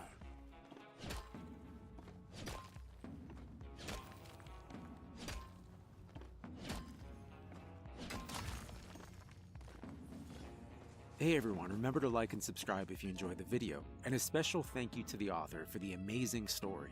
Make sure to check out more of the author's work, there's a link in the description. If you'd like to support me further, there's a link to my Patreon in the description, and remember, if you ever inherit an old haunted psychiatric hospital, don't go there.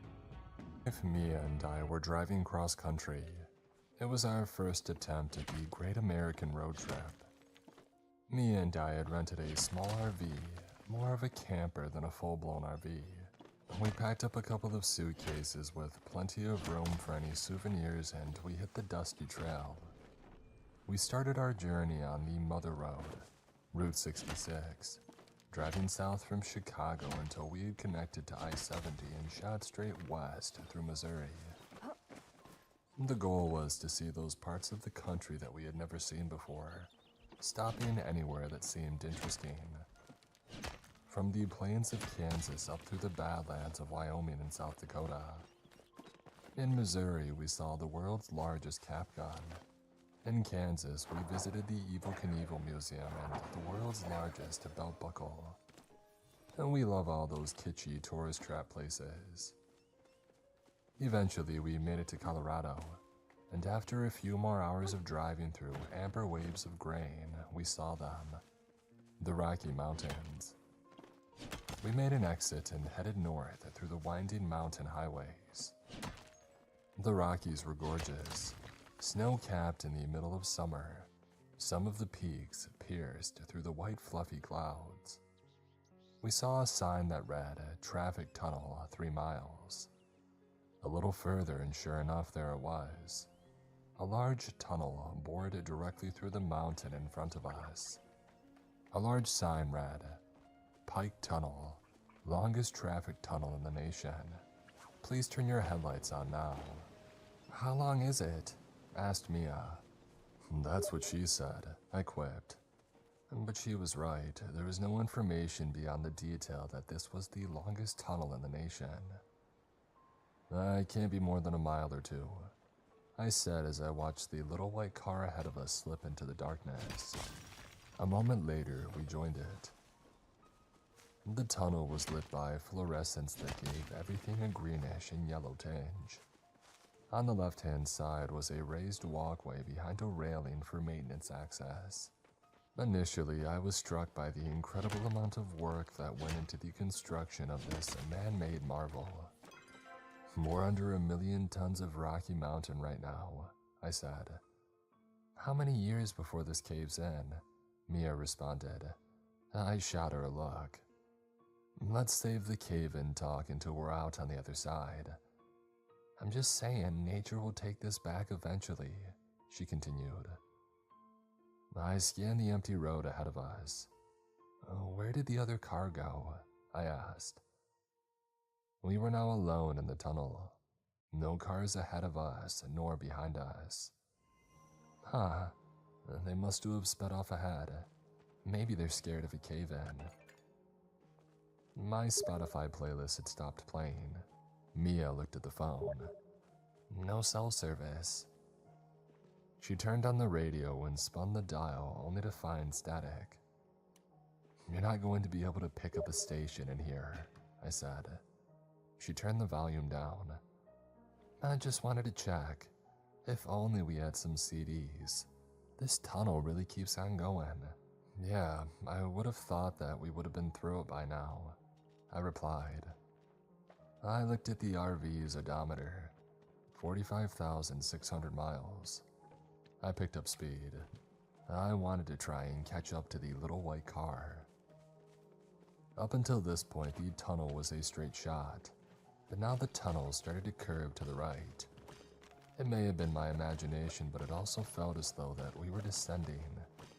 And Mia felt it too, and she started to get antsy. "Where did that other car go? How long is this tunnel?" There was an urgency in her voice. I was getting nervous. Claustrophobia was not usually a problem for me, but when I looked down at the odometer and I saw that it had gone up by 3 miles, my mind began to wander to unsettling places. We were descending in altitude. I could feel it. I could see a slope in the lights on the ceiling and the railing of the maintenance walkway. I could feel the pressure in my head, and I was getting cold. "Could you grab me a Coke from the back, Mia?" I couldn't have Mia getting anxious. That would only start a chain reaction and make me freak out, which would then make her freak out. She unbuckled and ducked into the back of the RV, to where we had a cooler stocked with drinks and food. Just as she had stepped into the back, I saw something. There, standing on the side of the road, was a man wearing a reflective safety vest and a hard hat. He was waving to me as I passed him by. Something about him looked strange. I watched him in the side view mirror as we passed, and he was still watching the RV, still waving at the back of our vehicle as he faded into the distance. Mia reappeared from the back of the RV, Coke in hand. She popped it and handed it to me. "You look worried." "I'm fine." I smiled and took a sip of the Coke. "Eric, slow down." I slammed on the brakes as I saw what made Mia scream. In the road in front of us was a roadblock. 2 reflective traffic sawhorses blocked both lanes of the tunnel. Beyond the roadblock, the lights of the tunnel were dark. There was nothing but a void of blackness. Standing in front of the roadblock was another man wearing a reflective vest and a hard hat. Only this time his hard hat had a light on top which obscured his face. We came to a jolting stop. I turned to Mia. "Are you okay?" I asked. "I'm fine," she replied. "Oh, it's a cave-in, isn't it?" "God, I hope not." I rolled down the window, leaned out, and yelled to the man in the hard hat. "Hey, what's going on?" The man was about 5 yards away. He took 2 steps towards us and then raised a hand to his mouth and yelled, "Just doing some maintenance." "How long is it going to take?" I yelled back. The man made a hand gesture as if he didn't hear me. "How long is it going to take?" I called again. He made the same gesture. I unbuckled my seatbelt and grabbed the door release. "What are you doing?" Mia asked. "I gotta know what's going on." "Eric, just stay here, it might not be safe." "It'll be just a second," I said. I pushed the door open and stepped down from the RV. "Stay in your vehicle," the man yelled.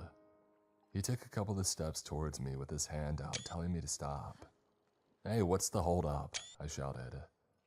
The man was a bit closer now, but I still couldn't see his face through the shining light on his helmet. "Please stay in your vehicle," he shouted. There was something off about him. And then I heard it. A scream or something rolling from deep in the tunnel. The worker turned and looked into the darkness, and then he ran past the barricades, and soon all we could see of him was the light on his helmet. The light disappeared a moment later. "What the heck was that? Is someone hurt?" Mia asked. "I have no idea," I said. "Well, should we do something?" Mia asked. I just sat there and watched the pitch-black tunnel in front of me. I had no idea what to tell her. I checked the side view mirrors. There was still nobody behind us. "Where are the other cars at?" I asked. "They must have gotten through before the roadblock. Or maybe they caused the roadblock," Mia replied. "I saw another worker a little ways back. We could try to go back and talk to him." "Well, we'd be going straight into oncoming cars. There's a maintenance walkway. We didn't pass him that long ago. We can probably catch him on foot. Maybe we should just wait for the guy to come back." She reached over and grabbed my arm. I squeezed her hand. She was right. I looked out at the tunnel ahead of us. I turned on the RV's high beams, but all I could see beyond the roadblock was more tunnel and more road. I checked my phone. Unsurprisingly, there was still no service. We waited, but the man never came. "It's been 20 minutes, Mia said. "How come there hasn't been another car behind us?" I was having the same thought. I rolled down my window and stuck my head out. I looked back at the road behind us. It went back about 200 yards before curving out of sight. There was no sign of that first worker that I saw on the maintenance walkway. I looked at the roadblock ahead of us and clicked on the RV's high beams. There was nothing beyond the roadblock but more tunnel. It didn't look like it was under construction, just very dark. "I think we should keep going," I said. "What about the roadblock?" "I will move those sawhorses out of the way and just drive past," I said as I opened my door. Mia looked at me and then she cast her eyes to the dark tunnel ahead of us. I knew she was processing these same limited options that I was. Driving backwards would be a huge risk in the instance of another car finally coming along. Getting out and walking would take God knows how long. We could have driven 10 miles at this point. Forward was our best option. "Let's do it," Mia said. We jumped out and quickly pulled the 2 sawhorses out of the right lane. I pulled the RV up past the barriers and then we jumped out again and put these sawhorses back where they were. We didn't need another car to come barreling through.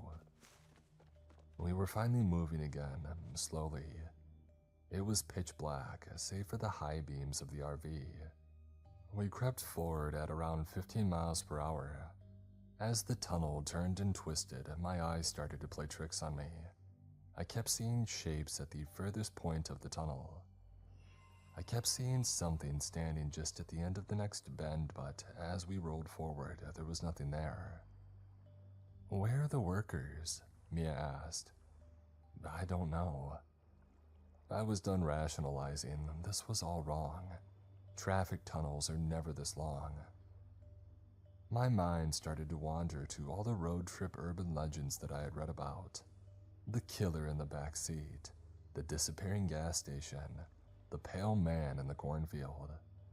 And did we stumble into some strange outlier location, an in-between point on the endless roads that cross this country? And then I saw it. Look, a person! Oh, thank God, Mia shouted. As we rounded a curve in the tunnel, a group of maintenance workers entered our view. The three of them stood on the left side of the road behind two more sawhorses topped with flashing lights. Two of them faced towards us. The third was facing the other two. The one with his back to us wore a light on his hard hat. Was it the same guy that we saw earlier? How did he get this far away? I approached slowly and rolled down the window. Hey, you left us waiting back there, I yelled. There was no response. In fact, all three men were completely silent, and it was hard to tell in the flashing light of the sawhorses, but they looked to be standing completely still. Hello? I yelled again. I pushed open my door and stepped out onto the pavement. Eric, wait. I held up a finger to Mia. Just a second. I slowly stepped towards the three men. Hello? No response. What the hell? The bright lights of the sawhorses obscured their faces. I kept moving closer. Hey, what's going on? And then I saw it. Their faces. They were plastic. In front of me stood three mannequins. I backed away toward the RV and then I turned and walked hurriedly to the vehicle. I was seriously freaked out, but I didn't want to alarm Mia. I climbed into the driver's seat and slammed the door shut. They're mannequins, I said. What? They're mannequins. Why? What? I don't know. I looked back over at the three figures and my blood ran cold. The hard hat mannequin had somehow turned around to face us. All three figures appeared to be watching us now. And then we heard it. A loud, resonant banging on the side and then the roof of the RV. What the hell was that? Mia whispered. We listened, holding our breath. And then, a shuffling sound. Something was moving on or in the RV. Stay here, I said. I got up. Eric, wait. I moved to the back of the RV. It was dark. I went for a drawer in the kitchenette space and I pulled out a flashlight. I moved to the rear of the RV, the bedroom. My flashlight illuminated an empty room. Whoever's back here, I have a gun. A bad bluff, but I didn't see anything. I shone the light out of the windows of each side of the RV. Nothing. But then I heard it. A shuffling sound from right above me. I looked up and screamed. On the roof of the RV, staring through the skylight, was a woman with vacuous black eyes and a dead smile. Her stringy black hair dangled down towards me, casting thin black shadows across her horrible pale face. Mia, drive, fast, I screamed. Mia jumped over to the driver's seat, shifted into gear, and stomped on the gas. The RV was clunky, but it could move when it needed to. We lurched forward and I fell back. I trained my flashlight up under the skylight again and the woman was gone. I scrambled to my feet and I looked out of the side windows. Did Mia shake her off? There was no sign of the woman. I moved to the passenger seat, breathing heavily and sweating. What happened? She asked, keeping the RV at a steady 50 miles per hour. There was a woman on the roof, I said flatly. I realized now that I was in a kind of shock. A woman? Her eyes were black. Mia just looked at me and then back at the tunnel ahead of us. There's something wrong with this tunnel, I whispered. Mia pointed at the road ahead. Look. I looked out at the tunnel. There were more mannequins, a lot more mannequins. They were positioned on both sides of the road. They were all facing us, and even though I never saw them move, when I looked in the side view mirror, they were somehow still facing us, turning to watch us as we drove past, watching without eyes. "Just keep driving," I said. As we drove on, the mannequins crowded the sides of the road more and more. There were thousands of them.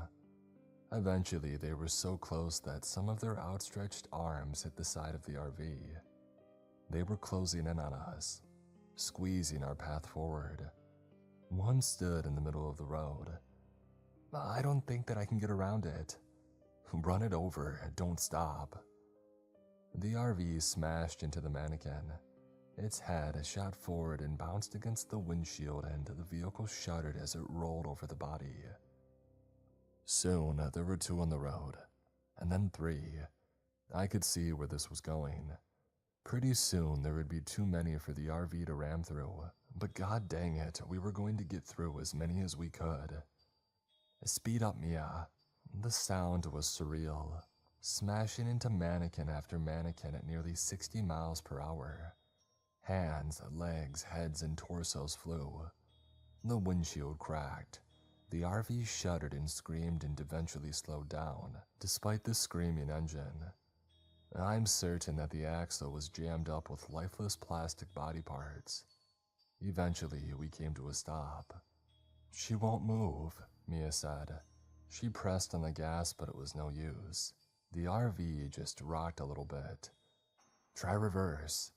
She shifted and pressed on the gas, and we got some decent movement before running into another jam. "Crap. Should we get out and look?" Mia asked. "I'll go," I said as I grabbed the flashlight and popped the passenger door. Mia unbuckled her seatbelt. "We'll go together." We stumbled out of the RV on the passenger side. It was like stepping into hell. Countless, lifeless faces stared out at us from the darkness. The only light came from the headlights of the RV and my flashlight. We clumsily made our way along the side of the RV. The ground was littered with mannequin pieces. I thought to myself, if we could get a couple yards cleared out behind the rear tires, we might be able to back out and get enough momentum to reverse all the way back out of here. Instead, when we got to the back of the RV, my stomach flipped and my heart sank. I was expecting to see a trail of flattened mannequins, but instead the RV was now surrounded by thousands of perfectly intact mannequins standing at attention, as if their ranks had somehow been replenished after our vehicular attack. "This is impossible." She started to cry. I held her close. "We'll keep moving," I said. "It will never end. The tunnel makes no sense. It only curves one direction." I looked at her. "What do you mean?" "This whole time the tunnel has only been curving to the right. It would sometimes straighten out or go left for a few yards, but before too long, we were curving to the right again. We've either been driving in circles or spiraling downwards. So we'll go back the way we came and hope that we're not going in circles," I said. We had been driving for hours at this point. Walking back out the way we came would take days. But now that I thought about it, Mia was right. We had only been curving to the right. This tunnel seemed to be very gradually taking us downwards into the earth. Going forward would not get us any closer to escape. "We'll need food from the RV," Mia said. I nodded and we stumbled our way back to the front of the RV. The mannequins, lifeless faces watching us the whole time. I stepped up to the passenger door and nearly fell back when I looked through the window. "What the hell?" I breathed. What I saw were 2 mannequins sitting in the driver's and passenger seat. How they got in there, I have no idea, but what really made my blood run cold was that they were dressed exactly like Mia and I. They wore identical sets of clothes. The one in the passenger seat had my same New Order t-shirt and black jeans. The one in the driver's seat had Mia's green striped sweater and denim shorts. Their plastic faces stared out through the shattered windshield at the endless crowd of mannequins staring back at them. Mia stepped up and saw the uncanny display. "What the hell?" Mia echoed. I pulled myself up into the RV and slowly stepped around my mannequin doppelganger. I avoided looking into its face, but I swear that I could feel it watching me as I stumbled around it. Mia followed, and we made our way into the back of our dark RV. Luckily, we had just stocked our cooler full of deli meat and water not long after crossing the Colorado state line. I handed Mia the flashlight and pulled open the cooler. I filled a backpack full of food and water. I turned and saw them. My mannequin double had somehow moved. It was standing in the aisle watching us. Mia's doppelganger was still seated in the driver's seat, but had turned to peer back at us with its eyeless gaze. Mia saw the look in my eyes and turned. She screamed when she saw them and backed into me. I put my arm around her and we stood there for a moment, letting our skyrocketing heart rates return to earth. "Let's get out of here," I said. I slid the backpack onto my shoulders. Mia joined me at the door. I looked into her eyes. "Are you ready?" She nodded, and I kissed her. "I love you," I said. "I love you," she said. The look on her face killed me. She was terrified. I'm sure the look on my face was similar. I opened the door and we stepped out. We again stumbled to the back of the RV. Once we were clear of the RV and all the crushed mannequin body parts, it became easier to find our footing, though weaving through an endless crowd of lifeless people was a slow process. It was pitch black. Without the flashlight, we wouldn't be able to see a foot in front of us. As I walked, the beam of light created the illusion of movement in the crowd. At least I hoped it was an illusion. The limbs of the mannequin seemed to stretch and turn, but the only sound was that of Mia and I shuffling our way through the crowded tunnel. Things went on like this for what felt like hours. Mia and I were sweating and aching. I was about to suggest that we stop and rest, but then I saw it, and I froze. Out in the crowd, beyond rows of blank faces, I saw a pale face, black hair, and a dead smile. I saw those two eyes staring right at me. "Mia, do you see her?" I whispered. "See who?" I slowly raised my arm and pointed. It was the woman or whatever it was that stared back at me through the skylight on the roof of the RV. "Oh my God," Mia squeaked. I could see now that the pale-faced woman was tall, a few inches taller than the mannequins. As I pointed, she stared back at me with that terrible grin. "What do we do?" Mia whispered. I raised the flashlight and pointed it right at the pale-faced woman. I thought maybe this would scare her off. I was wrong. The light only made her appear more unsettling as she stared back unflinchingly. "What do you want?" I yelled. She only stared back at me. She was as still as the mannequins. "We have to keep going," I whispered. Mia didn't respond. Her body was tense as she held on to me. "We've come this far, we can't turn back again," I continued. I pulled Mia's hand and we continued on our way through the mannequins, keeping the distance between us and her as wide as possible. As we moved past, she kept watching us. Though her movements were imperceptible to us, her eyes never left us. Like one of those portraits whose eyes appear to watch you no matter where you stand. Finally, we got far enough that she was out of sight, but the thought of her being somewhere behind us only unsettled me further and I quickened our pace. As the hours wore on, there was no sign of the pale-faced woman and the crowd of mannequins began to thin out. They still populated the tunnel from one end to the other, but there was more space between them, allowing Mia and I to walk more freely. The mannequins on the maintenance walkway on the side of the tunnel seemed to thin out as well, and I decided it would give us a better vantage if we were walking up there. I helped Mia climb up the railing that bordered the walkway, and then I climbed up behind her. The walkway was elevated at 3 or 4 feet above the roadway. We could easily see over the heads of the mannequins in both directions. There was, of course, no end to the tunnel in sight.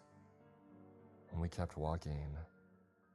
The mannequins continued to thin out, but they were different now.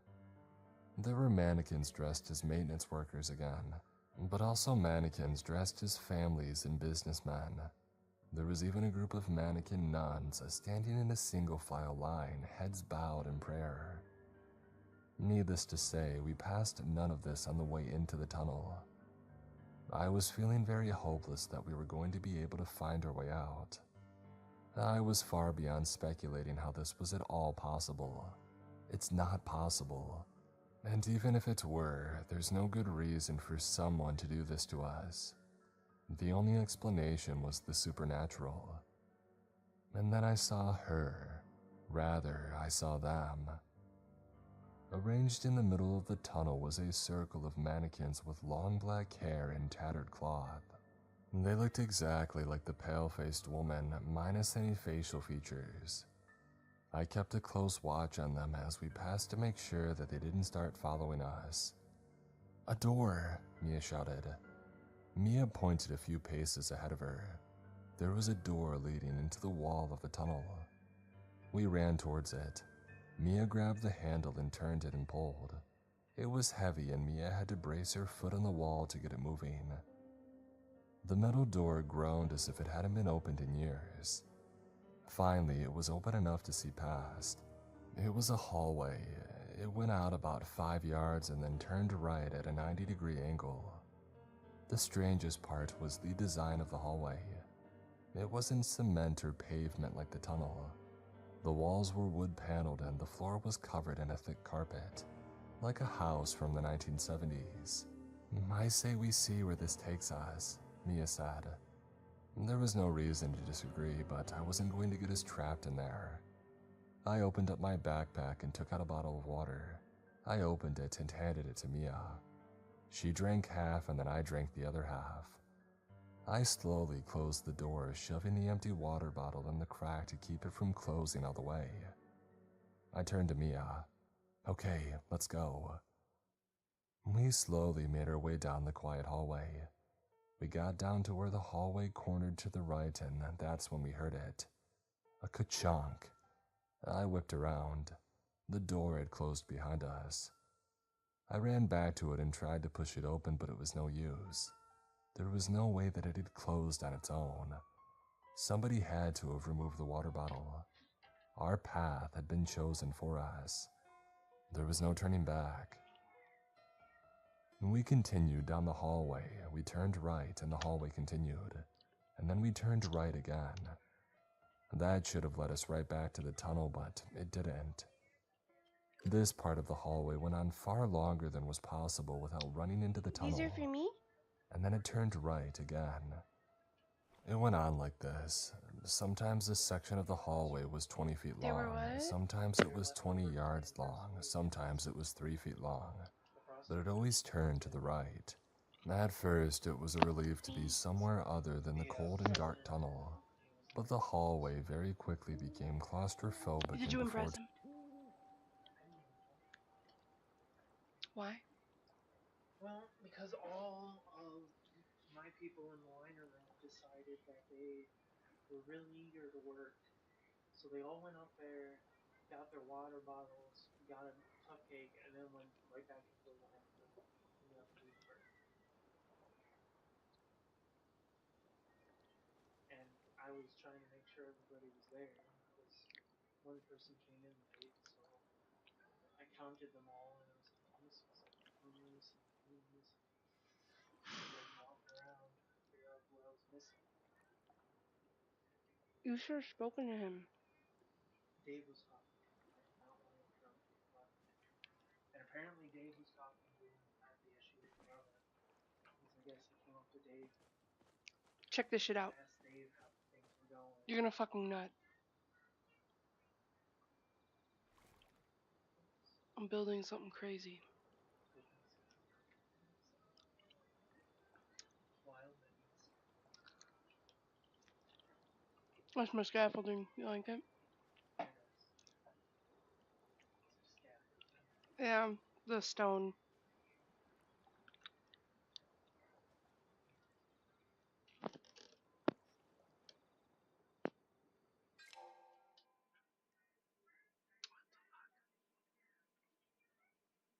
Too long, I heard somebody walking behind us. We had stopped to take a break and I heard a third pair of footsteps on the carpet coming from behind us. I backtracked to the last corner. I was terrified as I slowly peeked around the corner, I had to move my trees real quick. tense and waiting to see the Good eyes thing you and can do inky that, black right? hair of the pale-faced woman. Yeah. But there was nothing there. I wasn't about to backtrack any further. There was no one there, I whispered. Mia slumped against the wall and slid down to the carpet. I think I need to rest, she said. I put my backpack down on the ground for Mia to use as a pillow. She Give laid us her the head last down and look was at passed out in seconds. I had no idea So how fuck no, I'm not long we giving had her been any. walking at this point. I stood, leaning against the wall. My body was telling me to rest, but I couldn't risk falling asleep. I had to keep watch. I knew that she I'm was waiting for her to following have dinner. us. I want her to have I actual took in the food. details of the hallway for the first time. The carpet was a dull brown and the walls a cheap wood paneling. The hanging light well, fixtures were shaded by yeah, stained no, she's glass, eaten, but I still want something her to that you have might whole see food. in an old diner. Who built this place? Did somebody pick out the carpet and the lighting fixtures? Did a team of workers blast these tunnels into the earth? Or has this place always existed? Was this purgatory? I began to feel dizzy. I was panicking. My heart felt like it was trying to escape my chest. I slumped to the floor and tried to slow my breathing. I closed my eyes. I shot up in a panic. I had fallen asleep while I was meant to be keeping watch. I snapped to my feet and looked around. Mia was still asleep on my backpack. Then I noticed that the hallway had changed. A few paces away there was now a plain wooden door in the wall. I slowly approached it. I put my ear to the door and I could hear what sounded like TV static and the low murmur of voices. I discreetly grabbed the door handle and turned it slowly. I felt the latch bolt clear and I carefully cracked the door just enough to peek inside. It was dark and so it took a second for me to register what I was seeing. I saw a small boardroom. A long table in the center was surrounded by seated men in suits. At the end of the table stood another man next to an old CRT TV that was playing static. This was the only source of light in the room and all the men around the table were turned towards the TV. Suddenly, the Lucy, screen flickered from static not to how a you do solid that. dark background, and some warped, New Age style music began playing. And then the words appeared on the screen that terrified me like nothing else before. In plain text, the words read, "You will lose her." Baby! I froze as I knew these words were meant for me. I watched with terror as the men seated around the table slowly turned toward me in unison. They were mannequins. The TV screen then clicked off and they continued staring at me as I could barely make out their forms through the near pitch darkness. I quickly pulled the door shut and I whipped around to look at Mia. I had a horrible feeling of dread that when I turned around she would be gone, like the message on the TV had promised. "Eric, what are you doing?" Mia was leaning up and staring at me. Oh, thank God. There was Mia right where I had left her. I pointed at the door and said, "This door appeared and I..." "What door?" she interrupted. I turned and sure enough the door was now gone. I explained what had happened to her, but I left out the message that had appeared on the screen. "You will lose her." Those words were still burned in my brain. I tried to force them out. We drank water, ate granola, and then got moving again. Hallways, endless hallways. After a couple of hours of walking, we started to hear music. There were small Baby! speakers in the corners of the ceiling. I recognized it as the same new age music that played on the TV in the boardroom. The melody drilled into our minds, combined with the dull aesthetics of the quiet hallways and the endless right turns. The music had a hypnotizing effect. The lengths of the hallways became more uniform. That is to say, the straight section of hallway was about 7 paces, then a right turn, and then 7 paces and a right turn. I think we're walking in circles or a square, Mia said. I looked at her and then took out a bottle of water. I peeled off the plastic label and I dropped it on the floor. And then we kept walking. 7 paces, right turn, 7 paces, right turn, 7 paces, right turn. And there it was. Mia was right. The label for my water bottle lay in the middle of the hallway. Somehow we had been led into a loop. I lost it. I kicked the wall repeatedly and screamed. I need this. Mia just leaned her back against the wall. This was our He ran off dynamic. before I could say anything. If one of us lost it, the other became zen and thought of a solution. More often than not, I was the one to lose it. I That knife finally had is so stopped sharp. I freaking grazed out. myself when I was There cutting has to and be a cut way myself. out, a door, Mia said. We would have seen it. The I food isn't done replied. yet, shit ass. A hidden door, she said.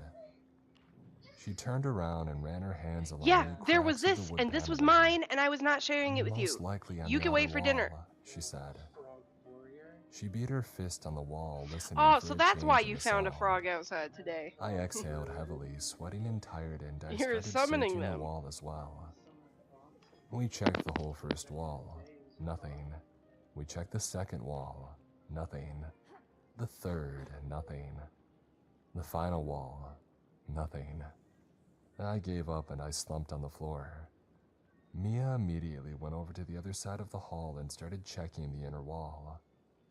"What are you doing? I thought you said it would be on the outer wall," I asked. And then we heard it. Mia beat the wall, and instead of the dead thud, we heard a resonant boom. A door. I shot up and started tapping the wall with Mia until we found where the door had ended. It was the width of about 4 wooden panels. I lined myself up in the center, lowered my shoulder, and pushed.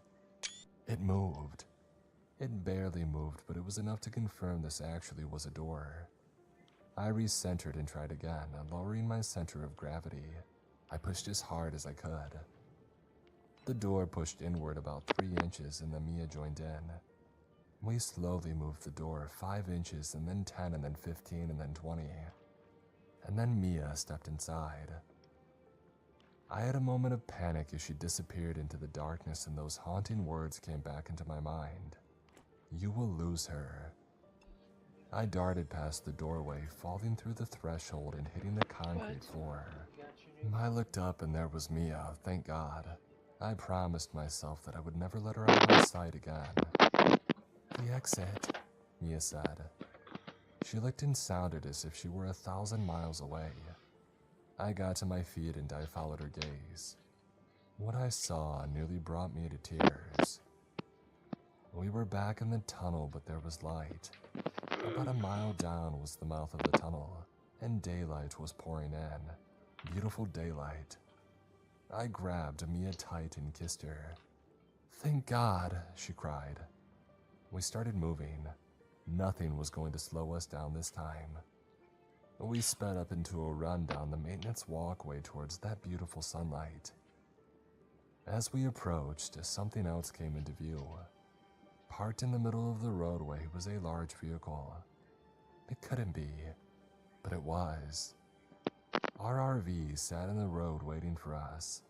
We ran all the way to it and pulled open the passenger side door and climbed in. There were no mannequins to be seen. I fell into the driver's seat and Mia handed me the keys. I turned over the engine, the most beautiful sound that I had ever heard. I shifted into gear and floored it towards the sunlight. As we got closer, I could see the green of trees and the blue of the sky. and we were maybe 100 yards away. I turned to Mia, tears in my eyes, and what I saw turned my blood to ice. Just beyond Mia's window, that horrifying pale-faced grinned at me. The pale-faced woman was somehow floating outside of the RV. Before I could say anything, her hand smashed through the window and gripped Mia by the throat. And then in one horrible motion, the thing pulled Mia screaming through the window and they disappeared. I slammed on the brakes just as the RV had passed through the exit of the tunnel, and sunlight flooded the cab of the RV. I threw it in park and shot out of the door screaming, "Mia! Mia!" I screamed over and over. I rounded the front of the RV and looked back at the tunnel, and what I saw shattered my mind. The tunnel was gone. There was only open road. I had lost her.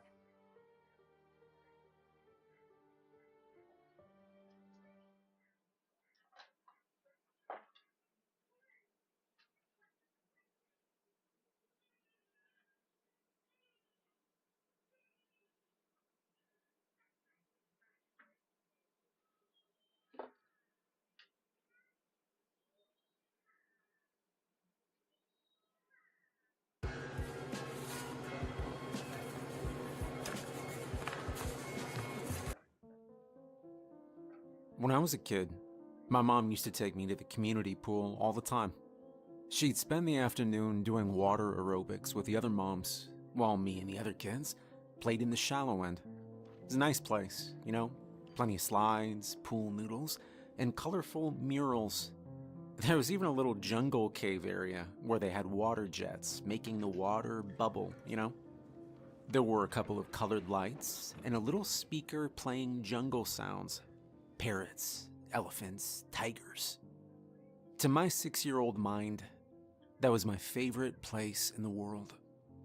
However, it wasn't constructed very well. Once when I was sitting in there, a piece of the concrete wall came off.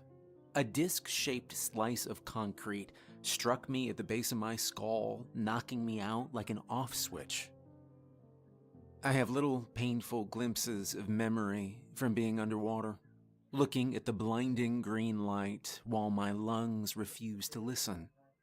Huh? They didn't notice me until the blood came out the other end, thanks to the water jets. I was without air for about 4.5 minutes before they got the water out of my lungs. That's how I lost my sense of taste. Agousia, I think they call it. It's the one piece of brain damage that is permanent from that accident. In every other way, I'm fine. But it's strange how much such a small thing can Emily? affect you. For example, the last thing I remember tasting was a piece of strawberry mint gum that my mom handed me in the changing room. I still remember it after all these years. And whenever I see something colored a combination of pink and green, that taste comes to mind. I can still feel different textures, and some textures are better than others, but I can't differentiate sweet from sour or salty. I can also feel spice to a degree. That's not a taste, that just kind of hurts. After the accident, my family couldn't stay. Mom got in a nasty legal battle with the local municipality. We moved from Chatterblinds, New England, all the way to the town of Juniper, West Virginia. My dad got a job with sheet metal, while my mom worked part-time at a travel agency. The change was devastating to my budding social life, but by the time I got to high school, I was just another face in the crowd. My New England accent was buried deep. High school can be rough for anyone, but for a tasteless kid in the early 2000s, it was downright violent. I wouldn't notice how some asshole dropped dishwater powder into my food until I got sick during recess. They'd just watch me shovel it down bite by bite and laugh. I once made the mistake of saying that I loved classic Coke. I know, I just wanted to say something relatable. Turns out I was given a red cup of Dr. Pepper. I couldn't tell them apart. And from that day forward, I was Classic Coke or CC, a name that mutate into various slurs over time. I want to tell you about my last year of high school. It was early autumn. We'd all been ordered to the indoor pool, where we'd be spending our next 3 PE sessions doing CPR training and swimming exercises. I was banking hard on being allowed to skip it, not only because I didn't want my classmates to see me in my swim trunks, but because I'm not very fond of water. Standing in it, or even near it, it makes me hyper aware of my breathing and my heart starts racing. It's not even a conscious thing, it just happens. Trying to suppress it just makes it worse. I guess you could call it a sort of mild phobia or something psychosomatic. But yeah, no, I wasn't allowed to skip it. My gym teacher, Mr. Bauer, wouldn't even talk about it without a doctor's note. Appealing to his kinder nature was not going to get me anywhere. And since I hadn't brought my own swim gear, I had to use loaners. Not only were they way too big for me, but they'd been lying in a box for at least a couple of years, I think. How the hell does fabric get crusty? Anyway, our first session was predictably awful. I stepped out in my cherry purple loaner trunks that set the reached oven way for the past my wrong knees. temp. We started out with a couple of CPR I set the oven for the exercises on wrong a temp. training dummy. I was selected to 400. go first, since I couldn't taste 50 the degrees plastic off. anyway. It was a different time. After that, there were swimming exercises. While my classmates finished their exercise in the deep end as What intended, kind of statistic? I just couldn't do it. I had to stick to the shallow that tell you? end with the kids' stuff.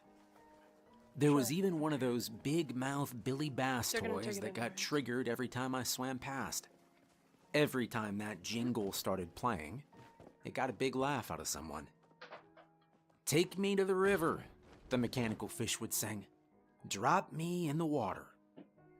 I asked Mr. Bauer to move it, but he just urged me to finish without making such a fuss. Yeah, the second session was even worse. I was forced to swim in the deep end, and I had some kind of panic attack. I remember this intense sensation of the air not being enough, and my lungs feeling like they just couldn't fill. I yelled for help. Mr. Bauer had to drag me to the shallow end, where I clung to him like a scared cat. I couldn't look at my classmates after that. They, however, invented a couple new nicknames. CC, as it turns out, rhymes with both PP and wee wee. Some kind person suggested that I probably was so scared that I pissed myself. I didn't, for the record, but that didn't stop them from suggesting that I did. Needless to say, there was no way in hell I'd ever go to that third session. The morning of the third session, I chugged some dish soap and I threw up in the bathroom. I couldn't taste it anyway. Might as well have been orange juice. Strange is completely My mom called me in sick, and I got to told spend you the day that. at home. It did that like I that think she day. figured out I was faking it, but maybe she realized that if I was ready to drink dish soap to get out of don't know. something, I it told you must that I be- could get calls, but I couldn't answer them. I could hear them.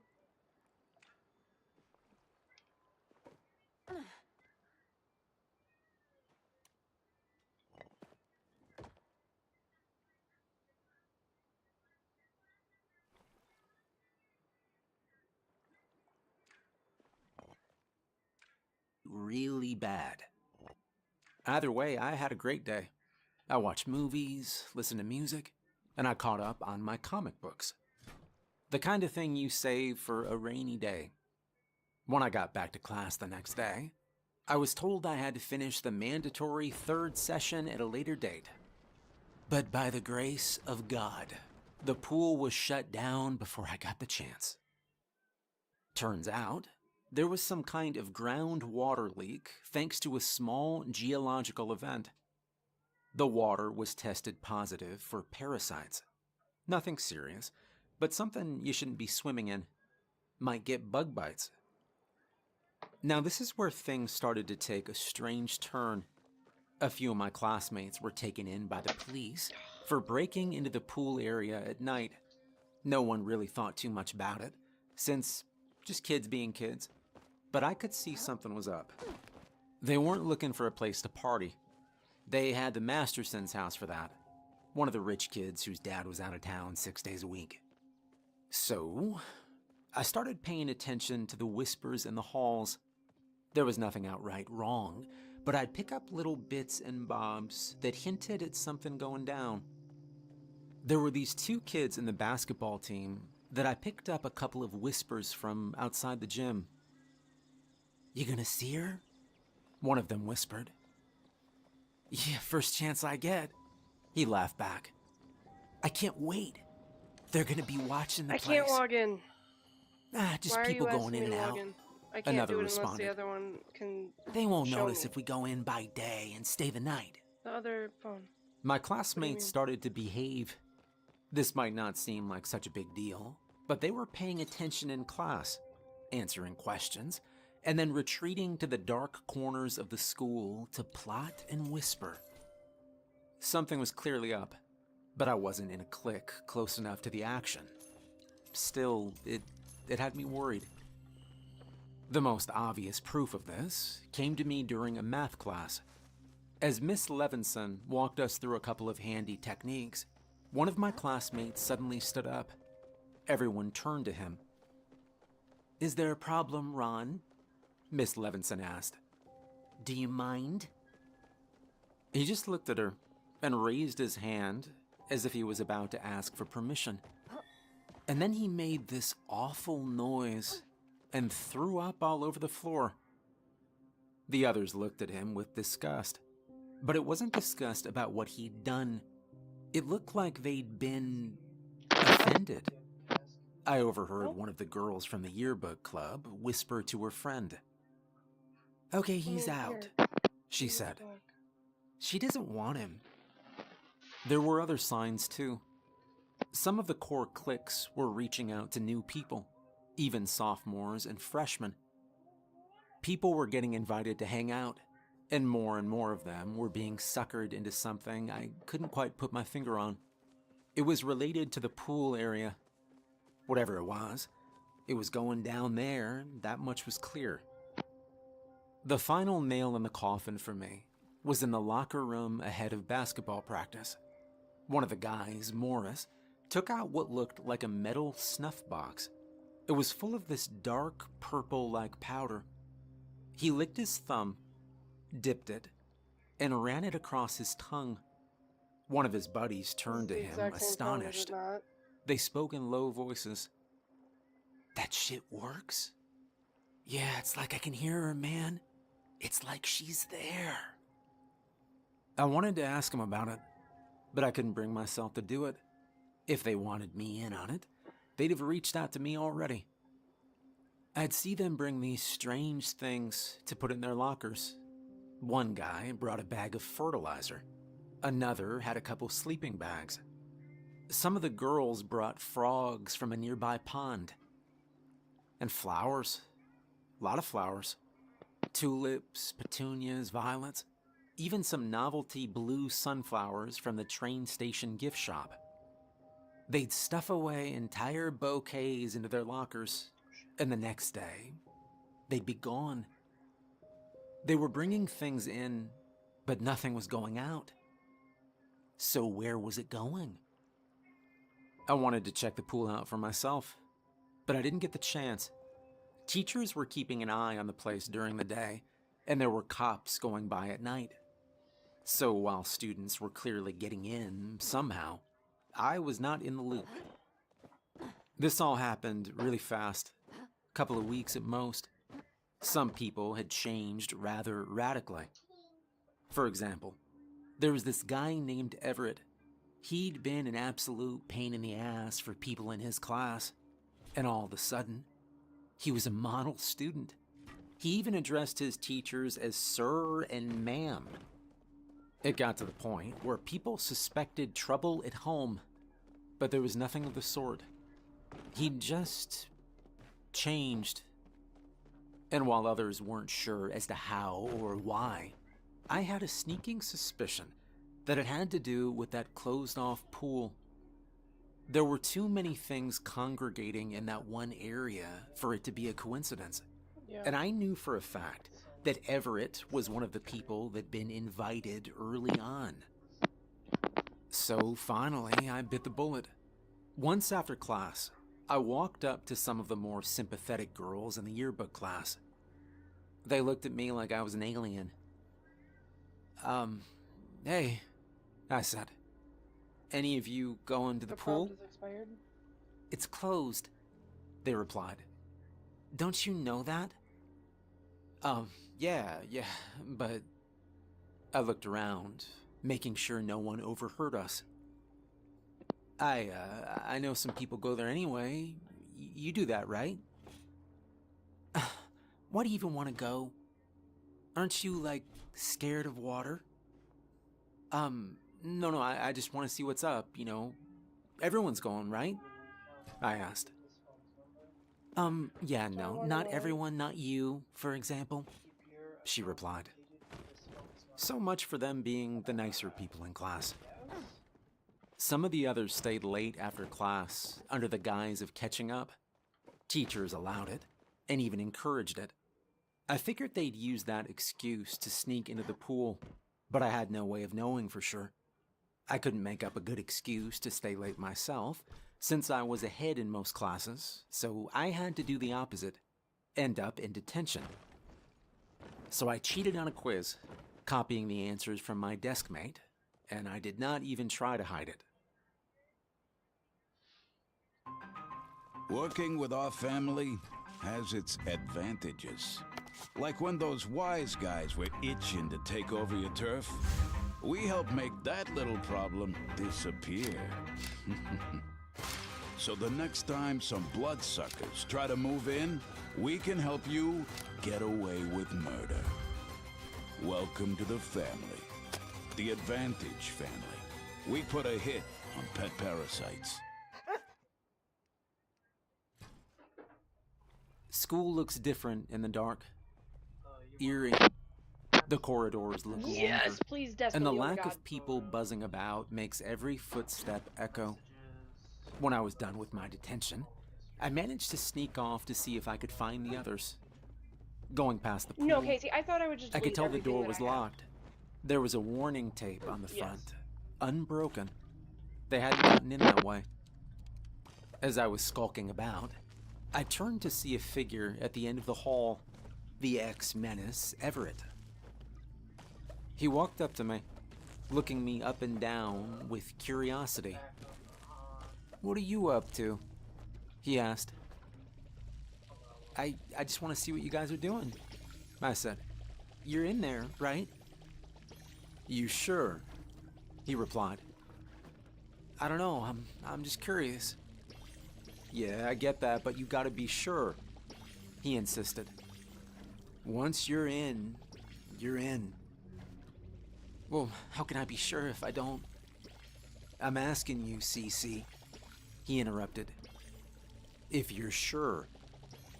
"You don't sound very sure to me." We just looked at one another for a while. He was taking this seriously and was asking me to do the same. I obliged. "Yeah," I nodded. "I'm sure." He took me to the janitor's closet and onward through a floor hatch. There was an old maintenance hall that handled the water flow Where's for the most of crap? the school, and the pipes ran back Okay, out through the shit pool area. The space was so thin, I had to walk sideways to get through. But at the end of it was this locker-sized door that led straight into the pool area. Stepping out, didn't know what to say. The plastic cover of the pool Yeah, was gone, sure, whatever. leaving the water open.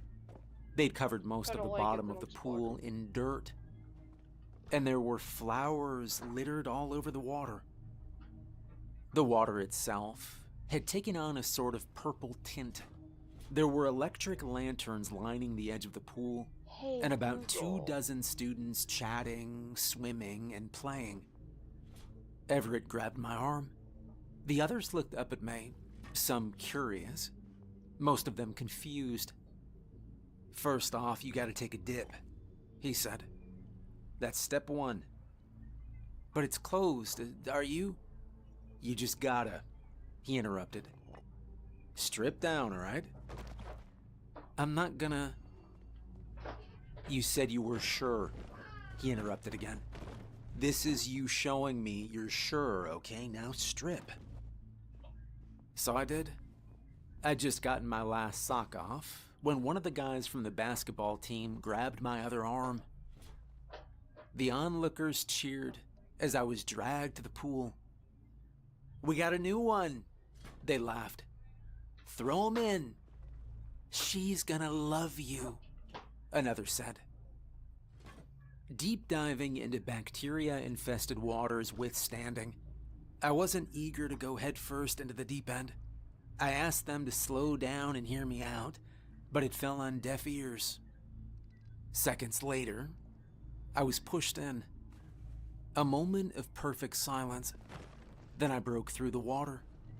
Flower petals stuck to me, and I could feel the grains of dirt scrub against my skin. The water was so dark that I could barely see my own hands beneath the surface. The others were gathering around to watch, giggling eagerly. Something brushed against my leg. I came up, gasping for air. I swam towards the shallow end, shoving petals and debris aside. Everyone just waited and watched. "Here she comes."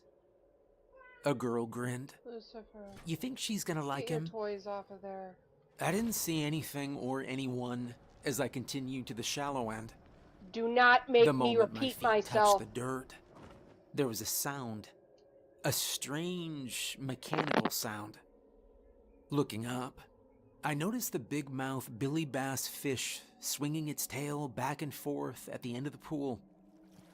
Something had triggered it. There was movement. Something dredging up grime. Bubbles popped, and there was a splash somewhere behind me. As I turned around, I could see ripples in the water. I could feel the waves move as something pushed its way forward. My heart raced as I looked up at the smiling faces. Thanks, babe. What the hell are they happy about? What is this? So I'm not. And then There was something no grabbed my escape route. leg. So am I It was so unexpected. I barely had the time to gulp for air as something pulled me beneath the water. I only caught a glimpse of it. A long, worm-like body moving out of view. I need your phone. Every segment as thick as my arm and as Yes, I need your wide phone. as my So torso. I could fix my puzzles and I dragons. burst through the Don't you surface dare put that on the floor, I'm and gonna be. beelined for the edge of the pool. But they weren't letting me out. "I told you he couldn't do it," someone said. "He's gonna screw it all up. Kick him back. He needs to stay in longer," someone else said. "What's wrong with him?" The kids kicked at me, pushing me back down. No matter where I looked, there was someone there to fight me. I could feel hands. A worm-like body brushed against my back as it squirmed past me. Then it grabbed my feet and pulled me under again. It had been swimming around me, Update, but it says clearing error. out the grime of the water. It pulled me to the bottom of the pool, No, but making it my straight up ears says I pop. have to. Because This I can't. thing, It's not. it was at least 25 to 30 feet long. It had a slight purple color, which seemed to affect the water around it as it moved. I don't think It those had are all my bent itself photos. in a sort of C shape, where the bottom half had me grabbed, But I wouldn't know because I and the can't fucking top see 'em. half faced me. It had no head. I was staring into an open neck, like the mouth of a lamprey. Vibrating beak-like teeth in perfect formation, undulating back and forth It doesn't with look each like it got all my passing meats. heartbeat. Randomly spaced across its body were these thin twig-like arms, ending with 3 webbed fingers. These were what grabbed me. I couldn't breathe. There they go. I couldn't think. Every bone in my body wanted to fight my way out. I was convinced these people had thrown me in to be eaten, a sacrifice to whatever the hell this was supposed to be. Was this her? The one they'd been referring to? It had to be. There were vibrations coming from it. I could feel them. But the more I listened, I slowly came to realize that it wasn't just vibrations. They were sounds. A voice? I clawed my way to the surface, kicking and screaming. It let me go. I breached the surface, screaming for help, crying, begging for it. And again, everyone just laughed. Some seemed genuinely confused. I waded towards the shallow end, watching the segmented body wriggle just under the surface. The others gathered around the edges of the pool, ready to kick me back in. Turning back towards the thing, it suddenly rose out of the water like an angered cobra, closing in at alarming speed. It came up to me, face to face. "Damn," someone muttered. "You just can't, you know? It's gorgeous." Not even one of them reacted as I thought they would. They were praising it, What? complimenting it, speaking about it like it was the most beautiful thing in the world. The guys were drooling, and the girls were awestruck. They all gathered around to see what I'd do. It closed in on me. 6 little twig-like hands touched my arms, then my chest, feeling my pounding heart. Carefully, it descended under the surface again. This time, it gently pushed on my head, just enough for my ears to go under the water, while keeping my mouth above the surface so I could breathe. It was speaking. I could hear it in the vibrations. "Listen. It said. Listen, please." It was the most surreal moment of my life, lying there belly up in front of a spellbound crowd, like a nightmare I'd never had, feeling the poking and prodding fingers against my back, my thighs, my arms. "You don't see me?" It asked. Yes, I see you," I replied. "You see other me, not me." The segmented body bumped against me as it moved under, then beyond. The vibrations were clear, but a little more distant. "You're not affected. It continued. You are faulty." I don't understand," I said. "I can't live on your tongue. It vibrated. I can't help you." I lay there for at least 10 minutes, just feeling the vibrations. The others relaxed. Some even jumped in with me, seemingly unafraid. There was no word for this thing. It was just her. It didn't want a name. It didn't need one. She was frustrated. She seemed to have a strange effect on the others that just didn't work on me. I didn't understand why, and it didn't either.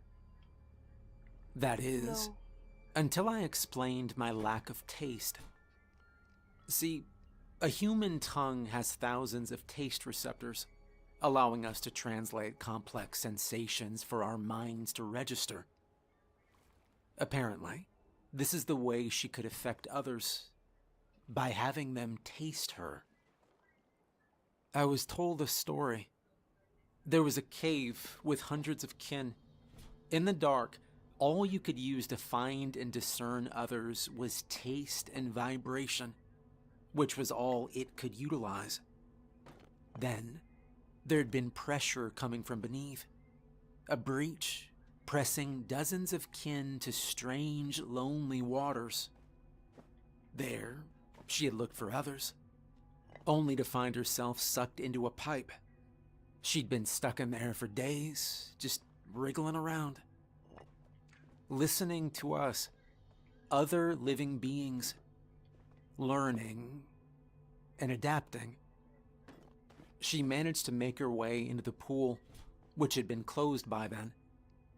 The water was bad, but not anywhere near what she was used to. Chlorine was common in her home. It wasn't until a couple of students broke in to swim that she realized the effect she could have on us. The substance she used to communicate with others of her kin was intoxicating to humans, making us experience a dreamlike high and more. But without taste, I couldn't translate that sensation. All I could do was listen. By the time I stood up, I looked to the others around the pool. They spoke in unison. "She lives in us," they said. "We listen." They stretched their arms out, ready to pull me in. I couldn't see her the way they did, but I was still a part of this. I was in on the secret. I was in the know with the others. And I'll be honest, it felt kinda good. Terrifying, yes, but kinda good.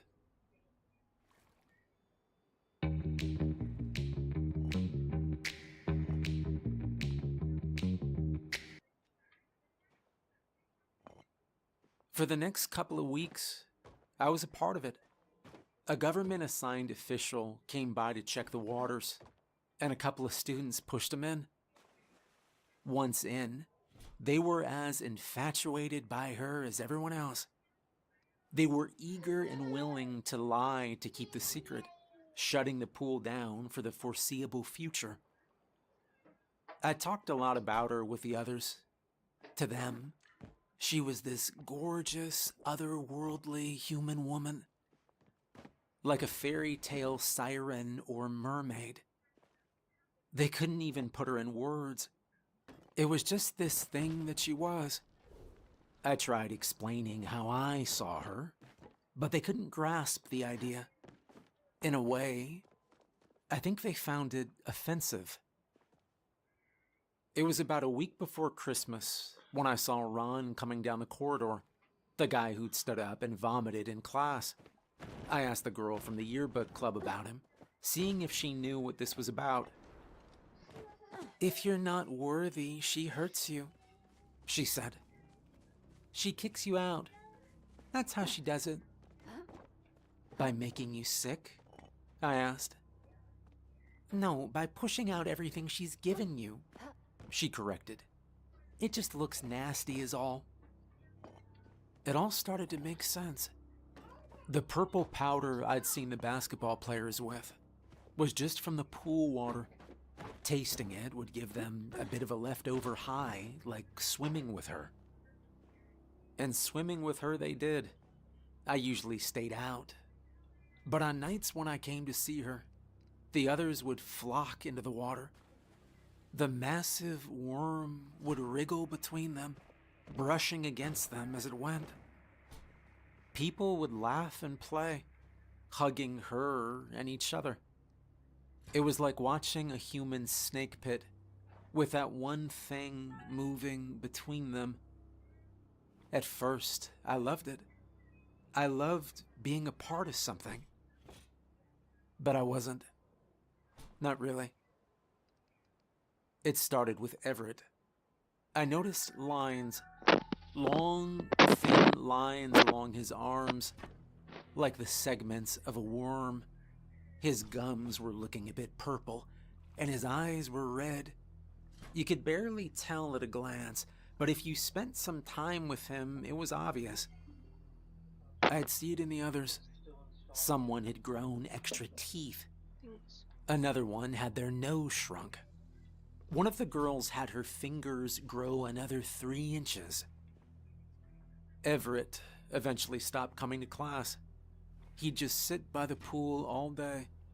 His hair had fallen out, along with his nails and teeth. He'd grown a new set and didn't need his old ones. They'd started to feed her, mostly fish, but she didn't shy away from raw meat either. She'd just suck it into her gullet. I'd watch the teeth chomp down in a circular motion, grinding the flesh to a mush for her to drink. There was a rumor going around. The remaining unaffected staff and students were all going to be dragged into the pool at once. There was going to be an uprising. It wasn't really talked about. It was just sort of felt by those involved. A collective, subliminal thought. Not me, though. I was assumed compliant for now. Some brought zip ties and ropes. Others brought knives and tasers, duct tape, plastic bags, power tools. It would be violent. But she was tired of waiting in the dark. She wanted to be out in the open, praised and worshipped, not hidden away like a dirty secret. But this was crossing a line. A creature seeking to survive was one thing, but this was crazy. I wanted to speak out, but I knew the others would silence me. And since I couldn't be influenced, there was only one thing they could do. They would kill me. I had to be careful. The night before the planned attack, I joined her in the pool. Only a handful of others were around at the time. She'd grown by then. Each segment almost twice as thick as when I'd first seen her, with skin like rubber. I waded out, feeling the water reach my stomach. You don't agree. She vibrated. I don't. I admitted. I don't want anyone getting hurt. They are improving. She responded. We are improving. We improve differently, I explained. You're hurting them. There was a brief pause. From every nook and cranny of the room, I saw the other students emerge. Had they been waiting to ambush me? Their eyes looked different, brighter. Your wish differs from mine. She explained. We are different. That's not a bad thing, I said. That's how we... Enemy. She said. There were screams then. Anger. Someone grabbing a hammer. Another grabbing a saw. A young girl tearing out chunks of her hair, crying with rage. Everett, at the far end of the room, kept slamming his hand against his chest like a gorilla. Enemy. She repeated. This time, she knocked me down like a bowling pin. There wasn't the usual careful movement. They were quick and erratic, not afraid to wound me. Some people jumped into the pool, ready to tear me to pieces. There was no way out. This was it, fight or flight. Dozens of twig-like arms grabbed at me, dragging me into the deep end. It was so fast. Forcing my eyes open, all I saw was this gaping, tooth-filled maw coming towards me. Teeth moving independent of one another. Expelling every breath of air in my lungs, I screamed for it to wait, to listen, to stop, and to think. I pushed all these things I wanted to say into one sound, but it just came out as a scream. I felt the insides of its mouth with my fingertips, trying to hold myself from being swallowed whole. As a tooth brushed against my scalp, I felt it pierce my skin, and then it stopped. Much the same way we were affected by her, she was also affected by us. At the taste of my blood, she seemed to understand. She tasted my fear, my depression. Pausing, she released me. I clawed my way to the surface, feeling hot blood pour down my face, forcing air into my lungs. I could see I was surrounded. Even more students and some faculty had gathered around the pool. She rose out of the water, her body at least 3 feet longer than when I'd first seen her. The others spoke in unison, not even minding the sea serpent. "I understand," they all said. "I will bargain." I didn't have a choice but to agree. I was given a simple task, and in return, she'd go away. She'd return things to normal. All I had to do was borrow my dad's car and do an errand. It seemed so simple. I was to drive Everett east, to the ocean. Nothing else. Just drive Everett. The following day, I got up early. I took my dad's keys, got in the car, and backed out. I made my way across town and picked up Everett. He was sweating bullets, staining the seat. He said nothing and kept his eyes closed. He looked even worse in the morning light. We made our way to Delaware through Sharpsburg and down to Chesapeake Bay. Everett didn't say a word. By late afternoon, we stepped out on the cold winter beach. Everett took a moment to sit down. I joined him. Neither of us seemed to know what was going to happen next. He shuddered and whimpered, shaking his head. He was scared, I could tell. Then, by the snap of a finger, he turned silent. With newfound determination, he turned to me. "I accept," he said. "Our bargain ends." He pushed his hand against my chest, much like she had done in the pool. He felt my heart.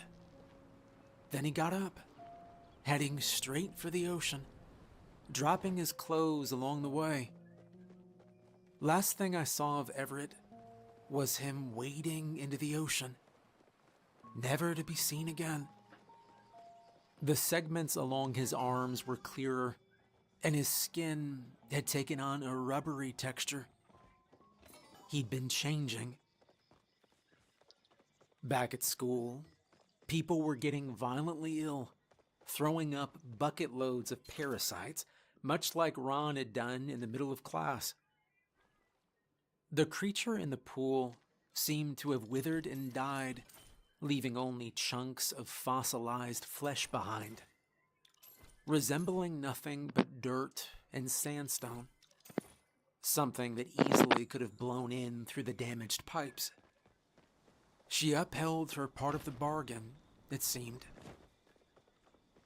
I could go on for hours about what happened in the aftermath. For example, the state-sponsored investigation blamed our collective madness on parasites in our drinking water. Something related to a small-scale earthquake in Greenbrier Valley.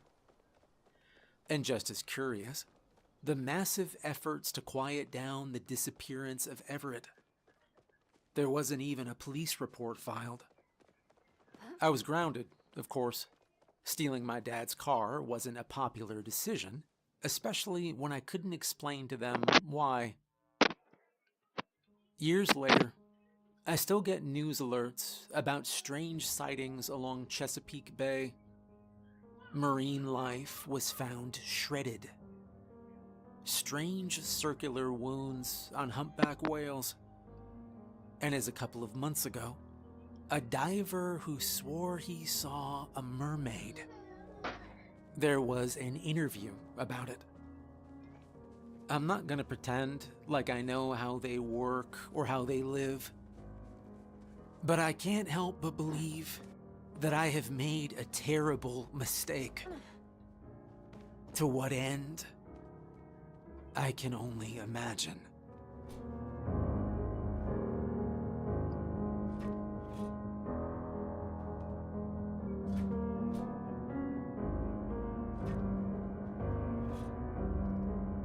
Hey, I hope you enjoyed the video. Special thanks to all my patrons. If you'd like to become a supporter and get the audiobook early access version of upcoming stories, there's a link to my Patreon below. Thanks for watching, and have a good night.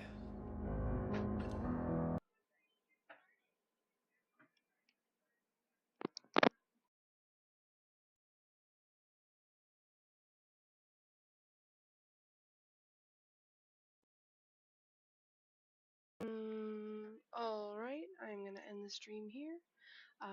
Thank you for joining, and I hope you tune back in the next time we